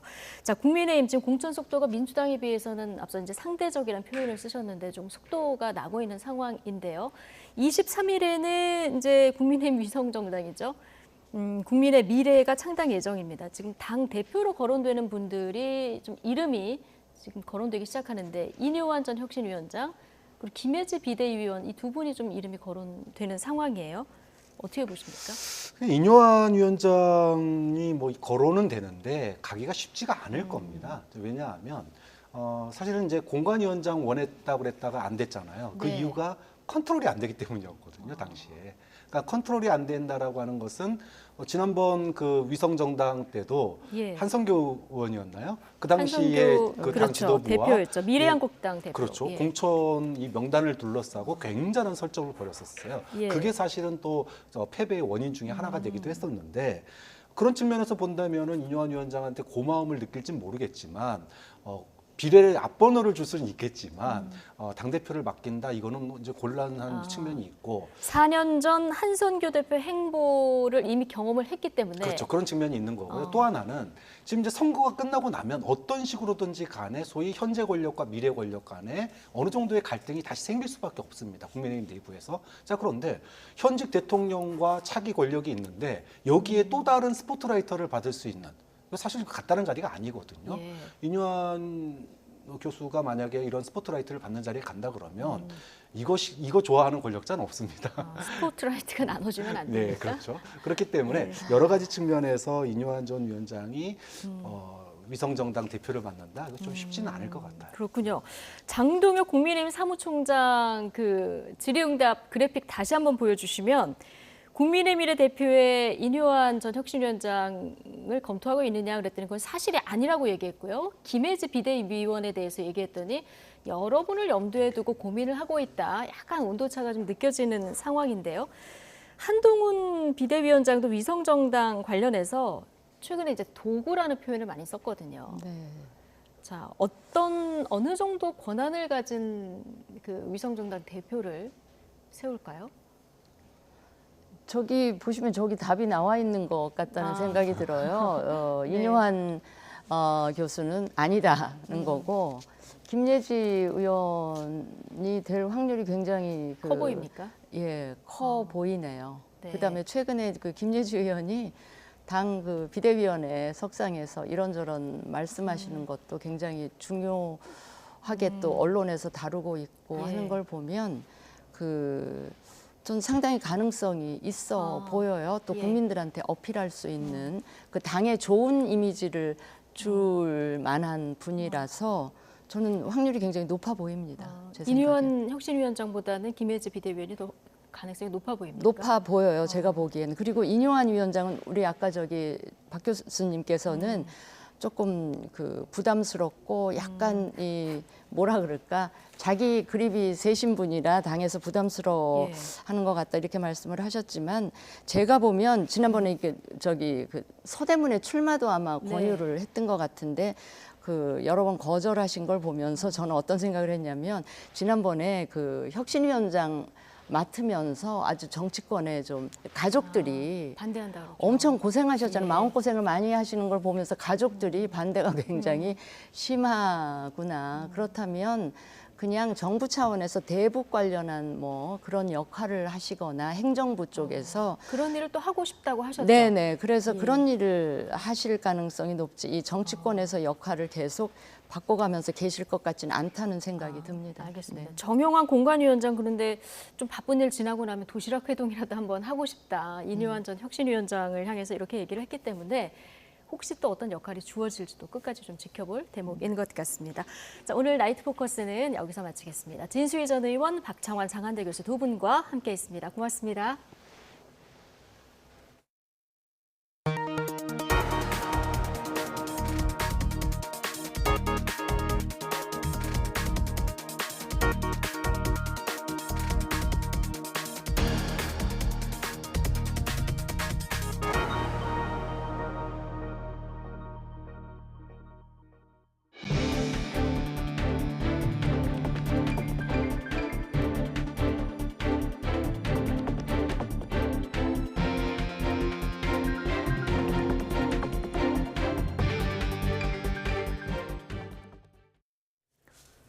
의대 증원에 반발하고 있는 전공의들의 집단 사직이 현실화되고 있습니다. 아직 심각한 혼란으로 이어지진 않았지만 파행이 장기화하지는 않을까 하는 우려가 커지고 있습니다. 김평정 기자입니다. 전공의 이탈은 곧바로 환자 불편으로 이어졌습니다. 우선 외래 진료를 받기 위해 기다리는 시간이 평소보다 더 길어졌습니다. 응급으로 대장암 수술을 하셨거든요. 네, 그래서 오늘 이제 병리 검사랑 해가지고 그거 결과 보러 왔습니다. 근데 문자가 왔더라고요. 지금 오후 진료 환자 가다로 인해서 외래 좀 지연될 수 있으니까 양해 부탁드린다고. 수술을 마치고 회복 중인 환자가 예정보다 일찍 퇴원해야 하는 경우도 생겼습니다. 수술 후에 3, 4일 정도 입원치를 했다가 퇴원하는 걸로 그렇게 이야기를 받았는데 의사들이 없어서 그들이 치료할 수가 없으니 다른 병원으로 옮기든지 아무튼 이 병원에서는 퇴원을 해야 된다. 갑자기 그렇게 이야기를 하는 거예요. 모두 전공의 이탈 이후 대형 병원이 중증과 응급진료 우선으로 체계를 전환했기 때문에 일어난 일입니다. 경증과 비응급 환자는 진료받기가 어려워진 것입니다. 서울의 이른바 빅5 병원은 물론 수도권과 전국 대형 병원 대부분이 크고 작은 차질을 빚고 있습니다. 앞으로 2, 3주 정도는 진료 공백을 교수 중심으로 막을 수 있을 것으로 전문가들은 보고 있습니다. 그 이후로는 수술과 입원이 연기되거나 회원은 앞당겨지는 등 혼란이 더 심해질 수 있습니다. 전공의에 이어 전임의와 임상 강사도 의료 현장을 떠날 수 있다고 선언한 상태입니다. 국군병원 응급실 개방과 비대면 진료 확대가 대안으로 추진되고 있지만 전공의 복귀 전에는 근본적인 해결은 어려운 상황입니다. YTN 김평정입니다. 전공의들이 의료 현장을 떠나고 있는 건 지방도 마찬가지입니다. 네, 환자들의 불안감이 높아지는 가운데 병원과 지자체들은 대책 마련에 비상이 걸렸습니다. 박종혁 기자입니다. 환자들의 발길이 이어지는 부산대병원. 병원에 손발이 되는 전공의 244명 가운데 85% 이상이 이미 사직서를 냈습니다. 이처럼 부산 지역 수련병원 곳곳에서 전공의들이 의료 현장을 떠났습니다. 이런 움직임이 전국으로 확산하면서 환자들의 불안은 커지고 있습니다. 많이 되죠. 뭐 우리들은 꼼짝없이 죽는 기지 뭐. 죽을 수밖에 없어요. 약으로 버티고 주사로 버티잖아 지금. 그러는데 있을 수 없는 일이라. 더욱이 응급 상황이 닥치면 어떻게 치료를 받을지 걱정스럽습니다. 그 응급실 상황에 제가 한 2주 전에 또 갔는데 그런 현장이 만약에 이런 단체 행동으로 마비가 되면 안 되겠죠. 암 환자들은 치료 시기를 놓칠까 걱정이 이만저만이 아닙니다. 늦춰지게 될까봐 그것도 조금 걱정스럽고, 그리고 이 시기를 놓치면은 또 못 받을 경우가 생길까봐 제일 그게 우려스러웠습니다. 지자체들은 대책 마련에 비상에 걸렸습니다. 각 지역의 공공병원 진료를 연장하고 준중증 환자는 지역의 종합병원으로 옮기는 방안을 협의하고 있습니다. 시민의 의료위험 불편 최소화를 위해 문 여는 의료기관 정보를 시 및 구군 홈페이지 등에 안내할 예정에 있습니다. 지역 의료당국은 특히 수련병원의 응급실과 중환자실의 필수 인력 유지를 위한 대책 마련을 서두르고 있습니다. YTN 박종혁입니다. 윤석열 대통령이 국무회의에서 의료 현장의 주역인 전공의와 미래 의료의 주역인 의대생들이 국민의 생명과 건강을 볼모로 집단 행동을 해서는 안 된다고 지적했습니다. 2,000명 증원은 최소한의 확충 규모라고 설명했는데요. 관련 발언 들어보겠습니다. 의료 현장의 주역인 전공의와 미래 의료의 주역인 의대생들이 국민의 생명과 건강을 볼모로 집단 행동을 해서는 안 됩니다. 국민의 생명과 안전을 지키는 일은 국가 안보, 치안과 함께 국가가 존립하는 이유이자 정부에게 주어진 가장 기본적인 헌법적 책무입니다. 정부는 지난 27년 동안 의대 정원을 단 한 명도 늘리지 못했습니다. 2,000명 증원은 말 그대로 최소한의 확충 규모입니다. 의료인 여러분, 더 이상 늦출 수 없는 의료 개혁에 동참해 주시기를 부탁드립니다. 지역 필수 의료, 중증 진료에 대해 정당하게 보상하고 사법 리스크를 줄여 여러분이 소신껏 진료할 수 있는 환경을 책임지고 만들겠습니다. 의대 증원에 반발하는 의사들은 정부의 증원 계획을 도저히 받아들일 수 없다는 입장입니다. 정부와 의협은 각각 2,000명과 350명 증원을 주장하고 있는데요. 이렇게 입장차가 좁혀지지 않는 이유 과연 뭘까요? 김연아 기자가 보도하겠습니다. 현재 정부는 의사를 해마다 2,000명씩, 10년 뒤에는 10,000명 이상 늘리고 필수 의료 분야와 지역 의료 지원에 집중하겠다는 계획입니다. 급속한 고령화로 의료 수요는 빠르게 느는데 의사 퇴직으로 의료진은 감소해 2035년엔 의사가 10,000명 안팎 부족할 거란 분석에 의한 겁니다. 팬데믹 반복 우려 역시 의료진 확충의 필요성을 더하고 있습니다. 숙련된 진료를 할 수 있는 40세 이상 65세 미만의 의사 비중도 점점 줄어 2035년이 지나면 현재의 절반 이하가 됩니다. 2,000명 증원은 고령화로 인한 의료 수요 증가와 공급 감소를 고려한 결과입니다.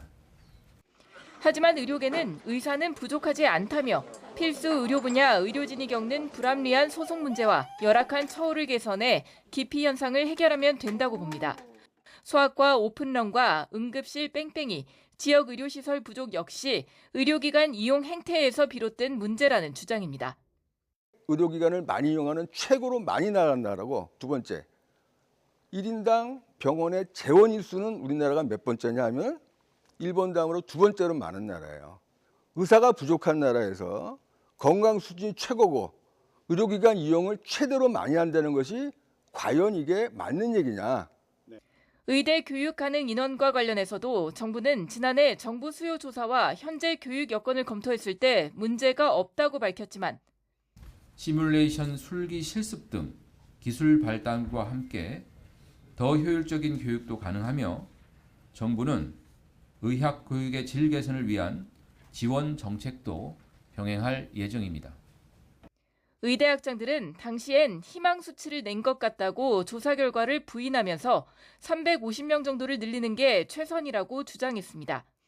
정부의 필수 의료 패키지 역시 실효성을 두고 갑론을박 중인데 의대 증원 논의가 수년째 단 한 발도 나가지 못한 채 극단 갈등으로 치달으면서 환자들의 고통만 또 반복되고 있습니다. YTN 김현아입니다. 네, 의대 증원 방침에 반발해 병원을 떠난 전공의들이 긴급회의를 열고 박단 전공의협의 회장을 비상대책위원장으로 다시 선임했습니다. 대한전공의협의회는 오늘 서울의사협회 회관에서 임시 대의원 총회를 열고 비상대책위원회 구성을 의결했다고 밝혔습니다.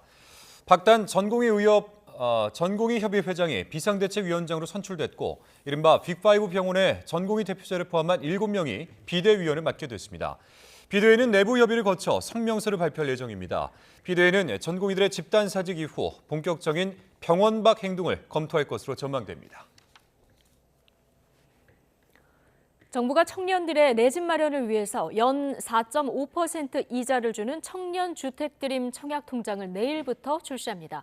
이 통장으로 청약에 당첨되면 분양가의 최대 80%까지 2%대 금리로 대출까지 받을 수 있습니다. 윤혜리 기자입니다.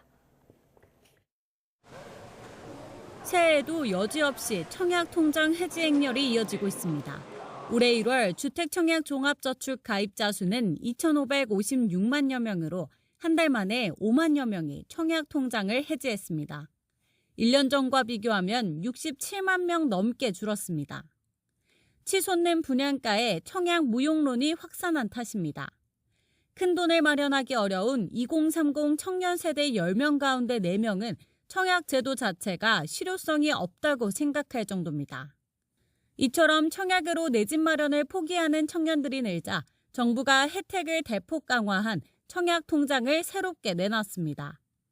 기존 청년 우대형 청약저축보다 금리를 0.2%포인트 높여 최대 4.5% 금리를 적용했고 월 납입액 한도를 100만 원까지 높였습니다. 연소득이 5천만 원 이하인 무주택 청년이라면 누구나 가입할 수 있습니다. 올해 말엔 이 통장으로 청약에 당첨될 경우 분양가의 80%까지 최저 2.2% 저금리로 대출받을 수 있는 상품도 출시됩니다.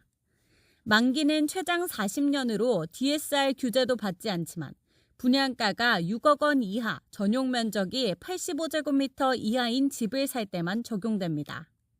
이 때문에 현실적으로 서울에서는 무용지물이라는 비판도 제기됩니다.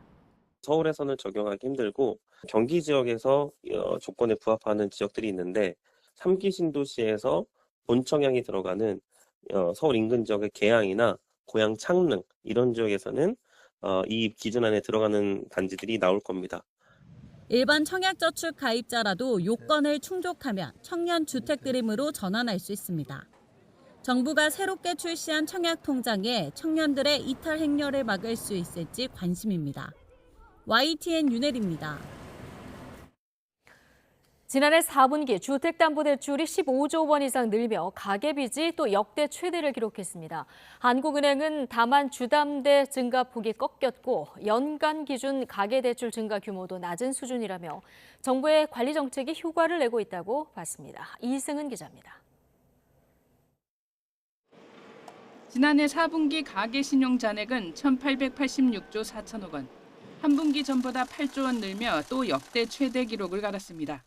가계대출은 6조 5천억 원 늘었는데 기타 대출이 9분기 연속 감소하는 와중에도 주택담보대출이 증가세를 이어간 영향이 큽니다. 주택담보대출은 15조 2천억 원 불어난 1,064조 3천억 원으로 역시 역대 최대치를 경신했습니다. 다만 증가폭은 줄었습니다.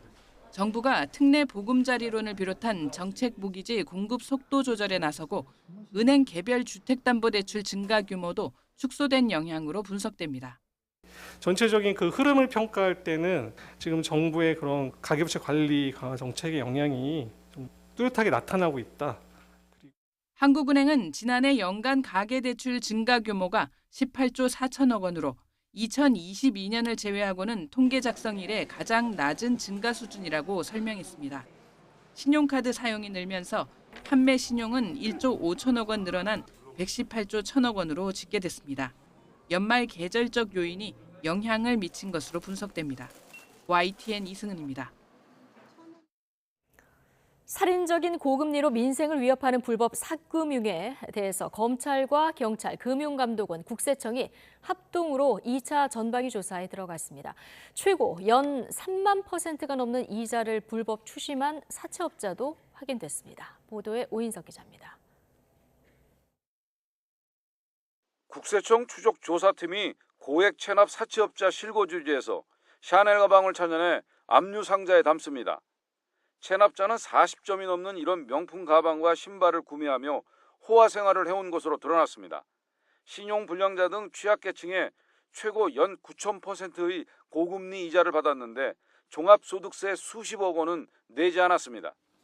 사채 조직을 운영하며 최고 연 3만 %가 넘는 이자를 불법 추심한 조직적 불법 사채업자도 있는 것으로 파악됐습니다.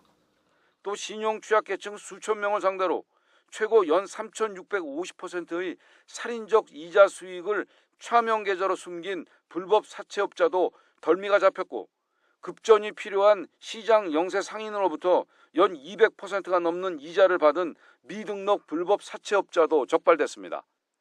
이른바 휴대폰 깡을 통해 신용 취약계층을 착취하는 신종수법도 세무조사 대상에 올랐습니다. 검찰과 경찰, 금융감독원, 국세청은 합동으로 살인적인 고금리와 협박, 폭력 등 반사회적으로 추심하는 불법 사채업자에 대해 2차 전국 동시 조사에 착수했습니다. 세무조사와 자금 출처 조사, 체납자 재산 추적 조사 등 총 179건입니다.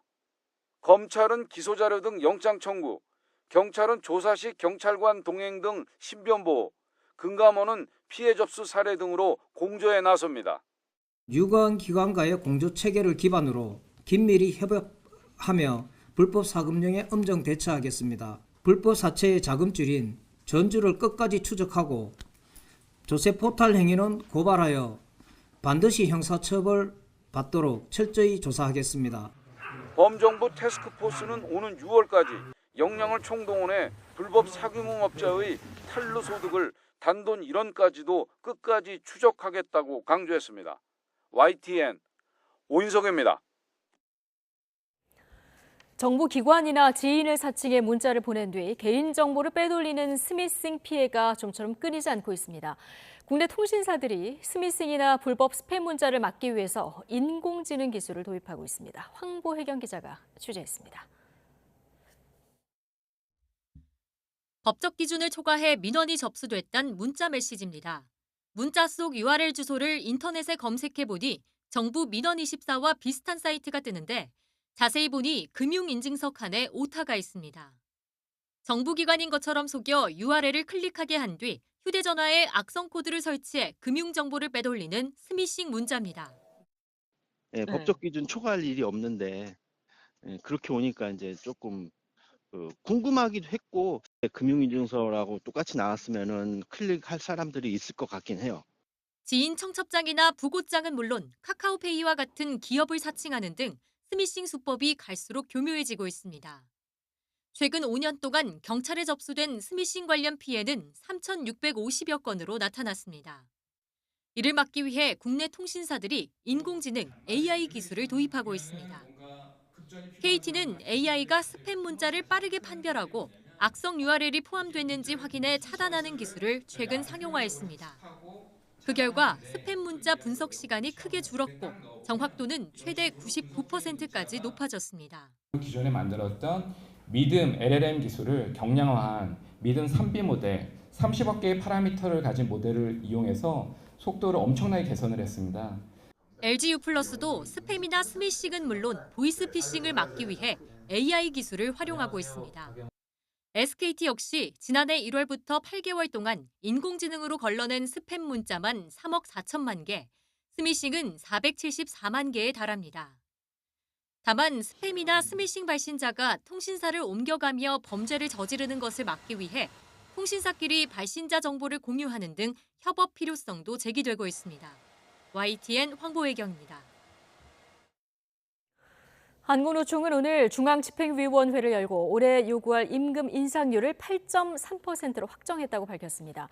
8.3%는 정부가 발표한 올해 경제성장률 전망치 2.2%와 소비자 물가 상승률 전망치 2.6%를 합친 기본임금 인상분 4.8%에 물가 상승에 따른 실질 임금 미반영분 2%와 임금 불평등 해소를 위한 연대 임금 조성분 1.5%를 더한 수치입니다. 비정규직의 경우 정규직과 임금 격차를 줄이기 위해서 인상률 8.3% 대신 정규직과 같은 월 정액 임금 38만 177원 인상을 요구하기로 했습니다. 전국 4년제 대학 10곳 가운데 한 곳 이상이 올해 학부 등록금을 인상한 것으로 나타났습니다.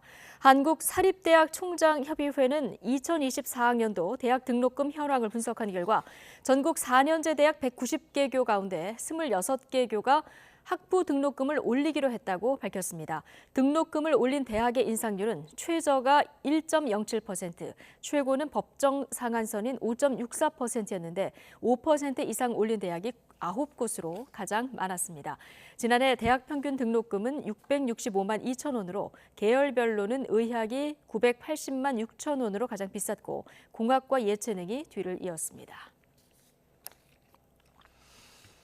제3지대 빅텐트 설치에 합의하며 이준석 대표와 함께 개혁신당 공동대표 자리에 올랐던 새로운미래 이낙연 대표가 통합선언 11일 만에 결별을 공식화했습니다.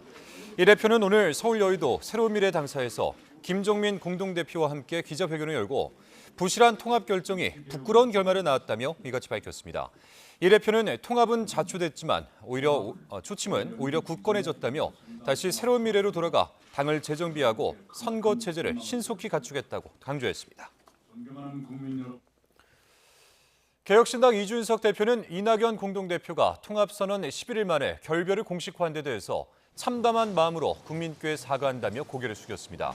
이 대표는 오늘 국회에서 기자회견을 열고 할 말이야 많지만 애초에 각자의 주장과 해석이 엇갈리는 모습이 국민 보시기에 눈살찌 뿌려지는 일이라며 이같이 말했습니다.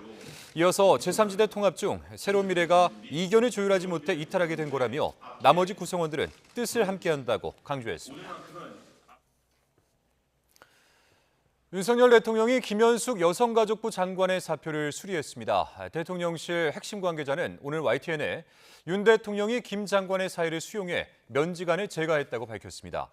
김 장관은 22일 날짜로 면직되며 윤 대통령은 후임자를 지명하지 않고 여가부를 차관대행 체제로 운영할 것이라고 설명했습니다. 더불어민주당 이재명 대표를 살해하려 한 60대가 자포자기와 영웅심으로 범행했다는 검찰의 공소사실을 반박하며 법정 다툼을 예고했습니다. 범행 동기가 담긴 이른바 변명문이 재판에서 공개될지도 관심인데 변호인은 공개할 수 없다고 말했습니다. 차상은 기자입니다. 지난달 부산 가덕도에서 이재명 대표를 흉기로 찔러 살해하려 한 60대 김모 씨가 법정에 섰습니다. 살인미수와 공직선거법 위반 혐의로 기소된 김 씨는 검찰의 공소사실을 대체로 인정한다고 밝혔지만 범행 동기는 받아들이지 않았습니다. 검찰은 김 씨가 자포자기 심정과 영웅심을 가지고 범행했다고 공소장에 적었는데 다툼의 여지가 있다는 게 변호인 설명입니다. 피고인과 면담 결과에 의할 때는 실제로 그런 동기로 범행을 한 게 아니고 본인의 정치적인 순수한 본인의 정치적 명분에 기해서 한 행동이다. 이 부분이 사실 다툰 요지라고 합니다. 피고인 김모 씨는 범행 이후 처음으로 반성하고 있다는 뜻을 변호인을 통해 전했습니다. 다만 재판부에 반성문을 제출하지는 않았습니다. 피고인도 스스로 사람이 사람을 심판할 수는 없지 않습니까? 그래서 본인이 그런 행동에 대해서 깊이 뉘우치고 있습니다. 이번 재판에서는 김 씨가 범행 당시 소지했고 지인을 통해 언론사에 보내려 한 이른바 변명문이 공개될지에도 관심이 쏠립니다. 앞서 경찰과 검찰은 공개하지 않았는데 김 씨는 공개를 바라는 거로 알려졌습니다. 반면 변호인은 공개하지 말아달라는 김 씨 가족의 요청이 있었고 정치적 파장까지 고려할 때 공개할 수 없다고 설명했습니다.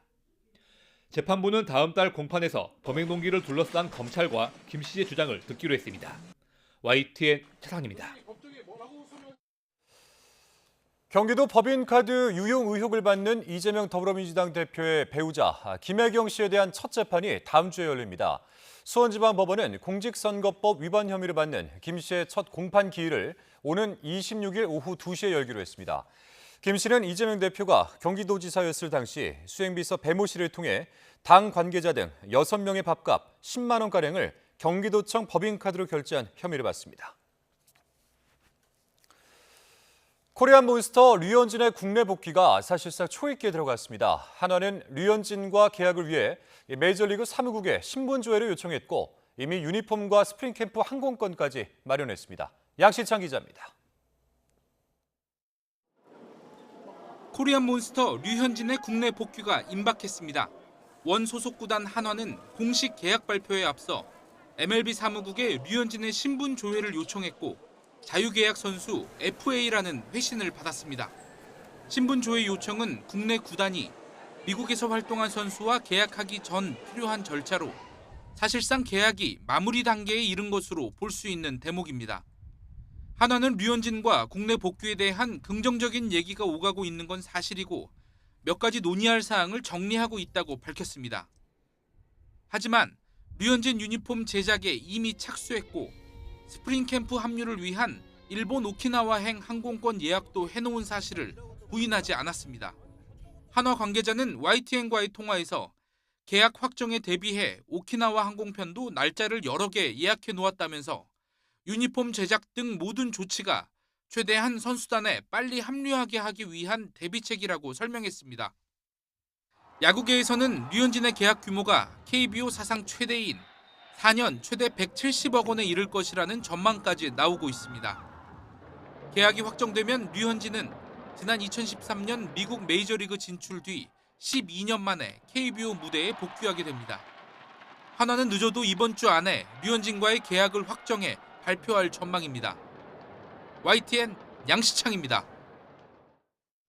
차기 축구 국가대표팀 감독 선임을 이끌 국가대표 전력강화위원장에 정혜성 전 국가대표 코치가 선임됐습니다. 클리스만 후임 인선이 본격화될 것으로 보이는데 새로운 감독만 뽑으면 다 되는 것일까요? 김동민 기자가 보도하겠습니다. 신임 국가대표 전력강화위원장에 정혜성 축구협회 대회위원장이 선임됐습니다. 정혜성 위원장은 2002년 한일 월드컵에서 히딩크 사단의 한국인 코치로 2010년 남아공 월드컵 때는 허정무 감독을 보좌한 수석 코치로 일했습니다. K리그에서는 전남과 제주의 사령탑을 맡은 적이 있습니다. 정 위원장은 클린스만 후임 감독을 찾아야 합니다. 당장 3월 21일 태국과 북중미 월드컵 아시아 2차 예선을 치러야 하기 때문입니다. 새 사령탑 선임이 늦어질 경우 3월 A매치만을 이끌 임시 사령탑을 선임할 수도 있습니다. 황선홍 올림픽 축구대표팀 감독, 최용수 전 강원 감독, K리그의 홍명보, 김학범, 김기동 감독 등의 이름이 오르내리고 있습니다. 전력강화위원 10명을 새로 선임한 정 위원장은 강화위원회를 연 뒤 대표팀 감독 선임 계획 등에 대해 브리핑할 예정입니다. 우물같이 터진 여론의 비판에 발빠르게 새로 꾸려진 전력강화위원회. 그러나 클린스만 감독 선임 과정에서 어떤 절차상의 잘못과 문제가 있었는지는 꼼꼼하게 돌아보지는 않고 새 감독을 선임해 비판 여론을 잠재우려 하는 것은 아닌지 축구협회의 행보에 축구팬들의 시선은 여전히 싸늘해 보입니다. YTN 김동민입니다. 간첩 조작 사건 피해자를 보복 기소했다는 이유로 국회에서 탄핵 소추된 안동안 검사의 파면 여부를 가릴 첫 정식 재판이 열렸습니다. 안 검사 측은 국회가 탄핵 소추권을 남용했다고 반발했는데 국회 측은 안 검사가 공소권을 남용했다며 탄핵이 정당하다고 맞섰습니다. 김다현 기자가 보도합니다. 현직 검사로는 헌정 사상 처음으로 국회에서 탄핵 소추가 이루어진 안동환 부산지검 2차장 검사. 지난 2014년 서울시 공무원 간첩 조작 사건 피해자 유우성 씨를 보복 기소했다는 것이 탄핵 사유였습니다. 유 씨 재판 과정에서 증거 조작 정황이 드러나 검사들이 징계를 받자 과거 기소유예 처분한 대북 송금 혐의 등으로 유 씨를 다시 재판에 넘겨 논란을 빚었습니다. 첫 변론 기일에서 안 검사와 국회 측은 이 같은 행위가 위법인지 또 파면에 이를 만한 정도인지를 두고 첨예하게 대립했습니다. 먼저 안 검사 측은 평검사 시절 시민단체 고발로 배당된 사건을 단지 법과 원칙에 따라 처리했을 뿐이라며 보복 기소 주장을 일축했습니다. 또 공소제기 결정을 탄핵 사유로 삼으면 검찰의 준사법기관 지위가 유명무실해지고 국민이 피해를 볼 거라고 주장했습니다. 오히려 국회 측이 정치적 목적으로 탄핵 소추 권한을 남용한 게 아닌지 의심된다며 역공을 폈습니다. 반면 국회 측은 추가 기소 시점과 혐의 사실 등을 봤을 때 보통의 사건 처리로 볼 수 없다고 반박했습니다. 안 검사의 공소권 남용이 인정된 대법원 판결을 근거로 내세우며 헌법과 법률을 정면으로 위반했다고 주장하기도 했습니다. 또 일반 공무원도 징계를 통해 파면할 수 있어 검사에 대해서만 엄격할 이유가 없다며 탄핵이 정당하다고 강조했습니다. 유 씨도 헌법재판소에 나와 엄정한 처분이 내려져야 한다고 목소리를 높였습니다. 우리는 검사는 누구도 처벌하지 않은 걸로 알고 있습니다. 이번 기회에 검사가 꼭 처벌받고 그에 합당한 처벌을 받아서 좋은 선례가 남기를 바랍니다. 첫 재판을 마친 안 검사는 앞으로 남은 절차에 성실하게 임하겠다고 밝혔습니다. 법정에서 상세하게 설명드렸습니다. 앞으로 절차에 성실하게 또 임하겠습니다. 재판부는 다음 달 중순 마지막 변론 기회를 열고 양측의 최종 의견을 청취할 예정입니다. YTN 김다현입니다. 경찰이 새롭게 형사기동대와 기동순찰대 부서를 만들어서 본격 활동에 들어갔습니다. 범죄 예방을 위해 치안 수요가 많은 곳을 순찰하고 또 강력범죄가 발생할 경우 빠른 대처에 나서기 위해서입니다. 하지만 민생 치안 공백이나 보여주기식 조직 재편이라는 지적도 나오고 있습니다. 권준수 기자입니다. 지난해 여름 서울 신림역과 분당 서현역에서 잇따라 벌어진 흉기 난동 사건 이후 경찰은 대대적인 변화를 예고했습니다. 강력 범죄에 즉각 대처하기 위해 전국 시도경찰청에서 형사기동대와 기동순찰대를 운영하겠다는 내용도 포함됐습니다. 지난 9월 조직 개편안을 발표하고 반년 가까이 지나서야 본격적인 활동에 들어갔습니다. 경찰의 자존심에 예상치 못한 위기의 순간이었습니다. 역동적으로 단행된 대규모 조직 재편은 국민의 평온한 일상을 지키려는 우선 형사기동대는 1,300여 명에 달하는 인력이 투입됩니다. 범죄자 검거뿐만 아니라 첩보 수집을 통해 조직폭력과 마약 같은 강력 범죄를 예방하는 데 힘을 쏟을 예정입니다. 밖에서 근무할 땐 경찰 조끼를 입고 다니기 때문에 범죄를 사전에 제압하는 효과도 예상됩니다. 출퇴근 시간 지하철역 등 사람이 많이 다니는 곳엔 2,600여 명의 기동순찰대가 현장에 출동합니다. 일선 경찰서와 파출소처럼 관할 구역을 두지 않고 최대 8명의 팀이 함께 움직이며 치안 수요가 높은 곳마다 순찰을 강화할 방침입니다. 주간 근무 위주로 활동하며 국가 주요 행사도 지원하는데 경찰은 범죄 사각지대가 줄어들 것이라 기대하고 있습니다. 하지만 광범위하게 활동하는 두 조직에 4천여 명을 투입하면서 치안 공백이 생기지 않겠느냐는 우려가 제기됩니다.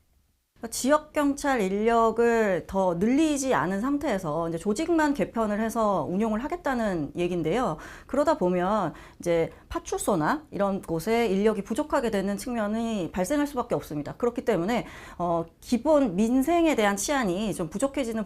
특히 새벽과 밤에 발생하는 범죄뿐만 아니라 112 신고가 쏟아질 경우 대처하기 어려울 거란 목소리도 나옵니다. 진짜 그냥 말 그대로 보여주기인 것 같아. 지구대 파출소에 인원을 빼갔다는 뜻이잖아, 그게. 지금 신고된 사람도 없는데. 경찰은 효율적인 인력 운영에 더해 범죄 예측 시스템까지 도입하는 등 강력 사건에 대한 시민들의 불안감을 해소하겠다는 방침입니다. YTN 권준수입니다. 북한 해커그룹의 사법부 전산망 해킹 의혹을 수사하고 있는 경찰이 대법원 서버 압수수색을 통한 강제 수사에 나섰습니다. 경찰청 사이버테러 대응과는 지난 13일부터 경기 분당에 있는 대법원 데이터 센터에 대한 압수수색을 실시했습니다. 경찰은 북한 해커 조직인 라잘루스가 대법원 전산망을 해킹해 300GB가 넘는 자료를 빼냈다는 의혹을 수사하고 있습니다. 대법원은 수사기관에 적극 협조해 실체가 밝혀지길 바란다고 밝혔습니다. 전남 여수의 한 도로에서 승용차가 전신줄을 들이받아 2명이 숨졌습니다. 오늘 새벽 0시 10분쯤 여수시 소라면의 편도 1차로 도로에서 20대 남성 A씨가 몰던 차량이 전신주에 부딪혔습니다. 이 사고로 A씨와 A씨의 50대 어머니가 병원으로 이송됐지만 숨졌습니다. 경찰은 A씨가 심야 시간 좁은 도로를 지나다 사고가 난 것으로 보고 정확한 사고 원인을 조사하고 있습니다. YTN의 최대 주주가 된 유진그룹이 사장추천위원회 등 기존 제도를 무시하고 새 이사진을 사실상 내정했다며 언론시민단체들이 승인 취소를 촉구하고 나섰습니다. 직접 들어보겠습니다. YTN 경영 과정에서 반드시 거쳐야 하는 사장추천위원회를 무시한 지금의 이 상황이 당신들이 스스로 부과한 설립 조건 그리고 유진이 스스로 말했던 기존 제도의 존중이라는 명제를 위반한 것입니까? 아닙니까?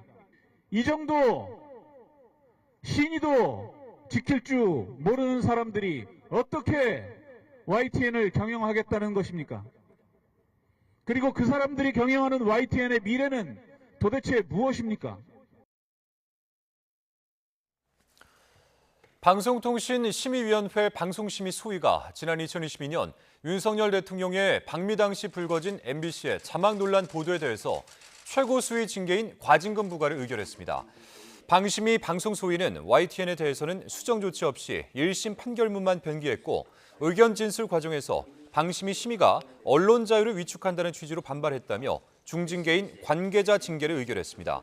또 OBS는 해당 보도를 삭제 조치만 해서 법정 제재인 주의를 조치했고 수정이나 정정 문구 또는 사과문을 게재한 KBS와 SBS, TV조선, MBN은 권고, 채널A는 의견 제시를 의결했습니다. 이에 대해서 한국기자협회는 정권의 비판적인 보도에 재갈을 물리려는 시도라고 비판했습니다. 한국기자협회는 오늘 성명을 통해 방심위의 무더기 징계는 언론의 자유를 침해하는 재갈 물리기라며 심각한 우려를 표명한다고 밝혔습니다.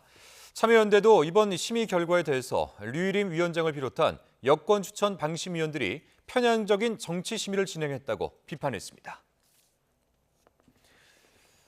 젤렌스키 우크라이나 대통령은 서방의 무기 지원이 지연됨에 따라 전방 상황이 극도로 어렵다고 실토했습니다.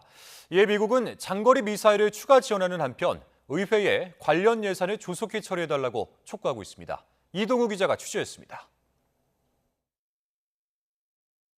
러시아는 최근 우크라이나 동부 도네츠크주 한복판에 있는 전략적 요충지 아우디 이우카를 점령했습니다. генерал-полковника Андрея Мордвичева взят под полный контроль город Авдеевка Донецкой Народной Республики, являвшийся мощным оборонительным узлом вооруженных сил Украины. 이처럼 러시아가 우크라이나 동부와 남부에서 대대적인 공세를 펼치는 가운데 우크라이나는 탄약 등 무기 부족에 시달리며 고전을 면치 못하고 있습니다. 젤렌스키 우크라이나 대통령은 러시아가 서방의 무기 지원이 지연되는 것으로 이득을 보고 있다고 평가했습니다. Зараз надзвичайно важка ситуація на кількох частинах фронту, саме там, де російські війська зосередили максимум резервів. Вони користуються затримками в допомозі Україні. 특히 포탄과 장거리 미사일 등에 대한 지원을 호소합니다. Потреба у фронтовій ППО та у більшій далекобійності нашої зброї. Ми працюємо максимально з партнерами, щоб відновити і подовжити підтримку. 미국은 우크라이나가 원하는 장거리 지대지 미사일 에이테크스를 지원하는 방안을 추진하고 있습니다. 미국 상원은 최근 950억 달러 규모의 추가 안보 예산안을 처리했지만 우크라이나 지원에 부정적인 공화당이 장악한 하원에서의 통과는 불투명한 상황입니다. 이에 바이든 행정부는 의회가 협조하지 않아 작년 말 이후 우크라이나에 무기를 보내지 못하고 있다며 조속한 통과를 촉구했습니다. 한편 독일은 우크라이나에 포탄과 지대공 미사일 등 1조 6천억 원 규모의 군사 지원을 추가로 제공하기로 했습니다. YTN 이동호입니다.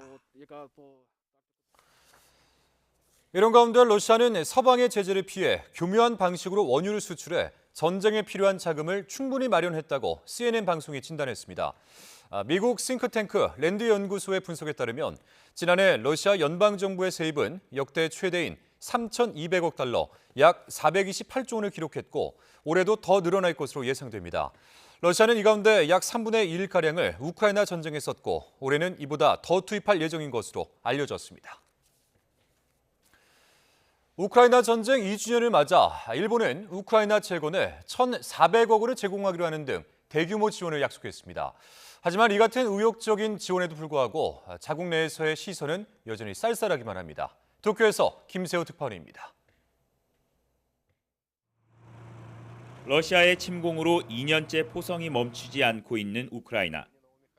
일본 정부는 도쿄에서 우크라이나와 경제 부흥 추진 회의를 열고 대규모 재건 지원을 약속했습니다. Наше спільне завдання – перемогти деструктивні сили, що намагаються перевести стрілки годинника назад і відкинути людство в минуле. Переконаний, що партнерство України і Японії цьому сприятиме якнайкраще. 일본은 우선 지뢰 제거, 건물 잔해 처리, 디지털 등 7개 분야에서 우크라이나를 돕고 우크라이나 복구에 158억엔, 우리 돈 1,400억 원을 무상으로 제공하기로 했습니다. 経済復興・産業高度化のフェーズに至るまで、また復旧・復興を持続可能とする基盤整備を含め、生活再建を後押しし、 하지만 이를 바라보는 자국 내 시선은 냉랭합니다. 자민당 내부에서는 일본이 얻는 것이 무엇인지 그리고 국내 문제 대응도 벅찬 것 아니냐는 볼멘 목소리가 나옵니다. 특히 정치 비자금 문제 등으로 각종 여론조사에서 기시다 내각 지지율은 10에서 20%대를 기록하며 퇴진 위기 수준을 벗어나지 못하고 있습니다.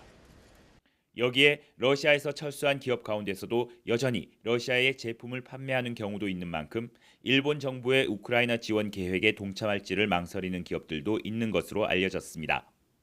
기시다 정부가 의욕적으로 우크라이나 지원에 나서고 있지만 정작 자국 내 공감대를 얻는 데는 어려움을 겪는 모습입니다. 도쿄에서 YTN 김세호입니다. 유엔 안전보장이사회가 이스라엘과 팔레스타인 무장정파 하마스 간 즉각적인 인도주의적 휴전을 요구하는 결의안을 현지 시간 20일 표결에 붙일 예정입니다. 유엔 본부에 따르면 안보리는 20일 오전 팔레스타인 문제를 포함한 중동 상황을 의제로 회의를 열어 알제리가 제출한 결의안을 표결할 예정입니다. 결의안 초안에는 이스라엘과 하마스의 즉각적인 인도주의적 휴전을 요구하고 팔레스타인 주민의 강제 이주 금지, 모든 당사자에 대한 국제법 준수 요구 등의 내용이 담긴 것으로 전해졌습니다. 하지만 미국이 거부권 행사를 예고하며 일시 휴전안을 담은 다른 대안을 제시해 결의안 초안이 그대로 통과되기는 어려울 전망입니다.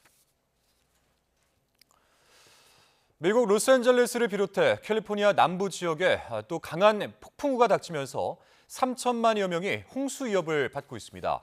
미 기상청은 캘리포니아 대기상층을 덮은 강력한 저기압이 아열대성 폭우와 강풍을 일으키면서 현지 시간 19일부터 4일간 폭풍과 이어질 것으로 예보했습니다. 홍수 경보, 주의보 등의 영향권에 놓인 인구는 3,700만 명에 달합니다.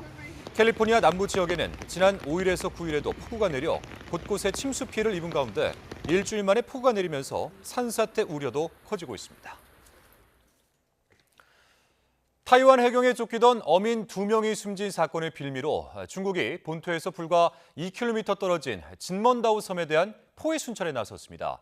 유람선 한 척을 붙잡아 선상 검문까지 했는데 관광객들은 타이완에 돌아오지 못하는 줄 알았다며 당시에 느꼈던 공포와 긴장감을 털어놨습니다. 베이징에서 강정규 특파원입니다.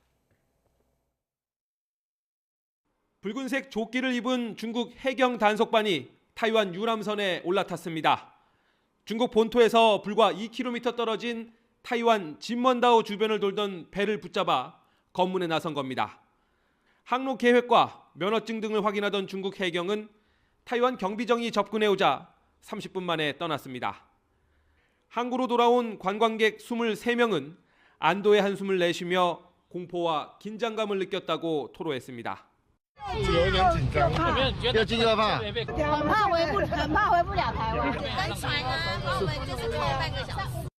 타이완 당국은 민간 선박에 대한 강제 승선 검문은 국제 관행에 부합하지 않는다고 비난했습니다.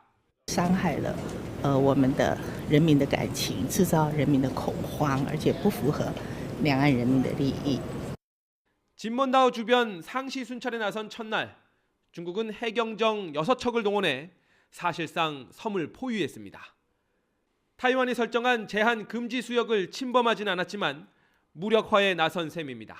台湾是中国领土不可分割的一部分，根本不存在所谓禁止、限制水域一说。 발단은 지난 14일 타이완 해경에 쫓기던 중국 어선이 전복되면서 2명이 숨진 사건입니다. 사고 수습을 위해 선원 가족과 변호인 등으로 구성된 중국 측 협상단이 진먼다오로 들어갔습니다. 냉랭한 양안 관계를 반영하듯 민간 기구인 적십자사가 중간에 꼈습니다. 了解事实真相，协助家属善后，带回2名生还者。 중국 적십자 대표단은 숨진 어민 2명의 유해를 수습한 뒤 생존자 2명과 함께 사고 발생 일주일 만에 본토로 돌아올 예정입니다. 베이징에서 YTN 강정규입니다. 트럼프 전 미국 대통령이 러시아 야당 지도자 나발리의 죽음과 자신의 재판을 연결지으며 바이든 행정부의 정치 탄압을 비판했습니다. 하지만 공화당 경선 경쟁자 헤일리는 트럼프와 푸틴의 친밀한 관계를 부각하며 나발리가 왜 숨졌는지 답해야 한다고 압박했습니다. 워싱턴에서 권중기 특파원입니다.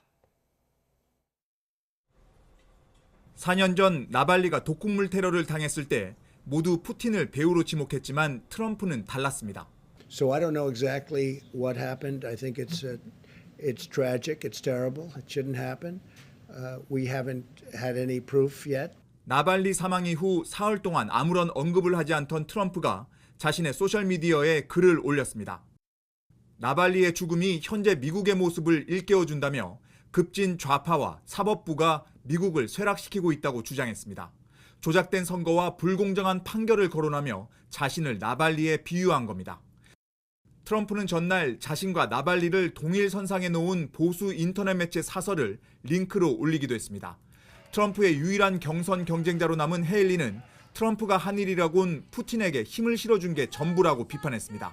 그러면서 나발리를 죽인 게 누군지 트럼프는 답해야 한다고 압박했습니다.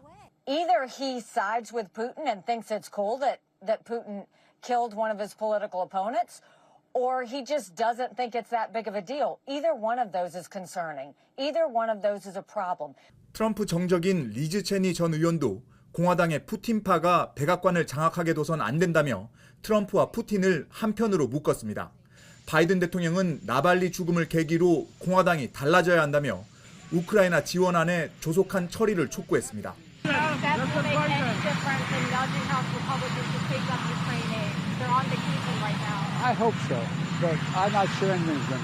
정치 전문 매체 폴리티코는 나발리 사망 72시간 만에 트럼프가 처음 입을 열었지만 누구를 비판하거나 애도하지 않았다며 정략적으로 이용했을 뿐이라고 지적했습니다. 워싱턴에서 YTN 권중기입니다. 나발리의 어머니가 아들의 시신을 돌려달라며 푸틴 러시아 대통령에게 직접 호소했습니다. 나발리의 어머니인 류드밀라 나발나야는 현지 시간 20일 유튜브에 올린 영상에서 나발리의 장례를 치를 수 있게 해달라며 푸틴 대통령에게 요청했습니다. 나발나야는 나발리가 숨진 시베리아 야말로 네네츠 자치구 제3교도소를 배경으로 찍은 영상에서 닷새째 아들을 보지 못했고 시신을 돌려받지 못했으며 아들이 어디에 있는지조차 듣지 못했다고 토로했습니다. 코카콜라가 케이팝 문화의 영감을 받은 한정판 제품을 출시합니다. 코카콜라 측은 콜라 고유의 맛에 팬들이 케이팝 아티스트에게 처음으로 빠져들었을 때 느꼈던 감동을 담았다고 설명했습니다. 한정판 제품은 우리나라를 비롯해 미국과 일본, 프랑스, 스페인, 싱가포르 등 전 세계 36개 나라에서 판매될 예정입니다.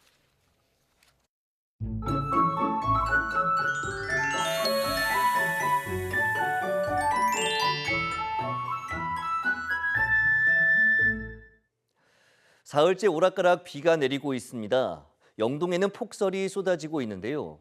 내일은 비가 눈으로 바뀌어 내리는 곳이 많겠고 중부와 경북 곳곳에 많은 눈이 쌓이겠습니다. 특히 동해안에는 시간당 1에서 5cm의 매우 강한 눈이 집중되면서 강원 산간의 많은 곳은 70cm 이상, 강원 동해안과 경북 북동 산간에도 50cm 이상의 큰 눈이 더 내리겠습니다. 시설물 붕괴나 차량 고립 등 피해가 발생할 가능성이 매우 높은 만큼 계속해서 대비 철저히 해주시기 바랍니다. 또 경기 북동부에 10cm 이상, 서울 등 그 밖의 내륙에도 최고 5cm가 넘는 많은 눈이 예상됩니다. 안전 운전에 각별히 유의해 주시기 바랍니다. 내일 아침 기온은 서울 3도, 대전 5도, 광주 8도, 부산 8도로 오늘과 비슷하거나 조금 높겠습니다. 낮 기온은 서울 4도, 대전 6도, 광주 9도, 부산 10도로 오늘과 비슷하거나 조금 낮겠습니다. 비와 눈은 모레 오전부터 점차 그치겠지만 동해안과 제주도는 금요일까지 조금 더 길게 이어질 전망입니다. 날씨 정보였습니다. 화요일 뉴스나이트 마치겠습니다. 함께해 주신 여러분 고맙습니다.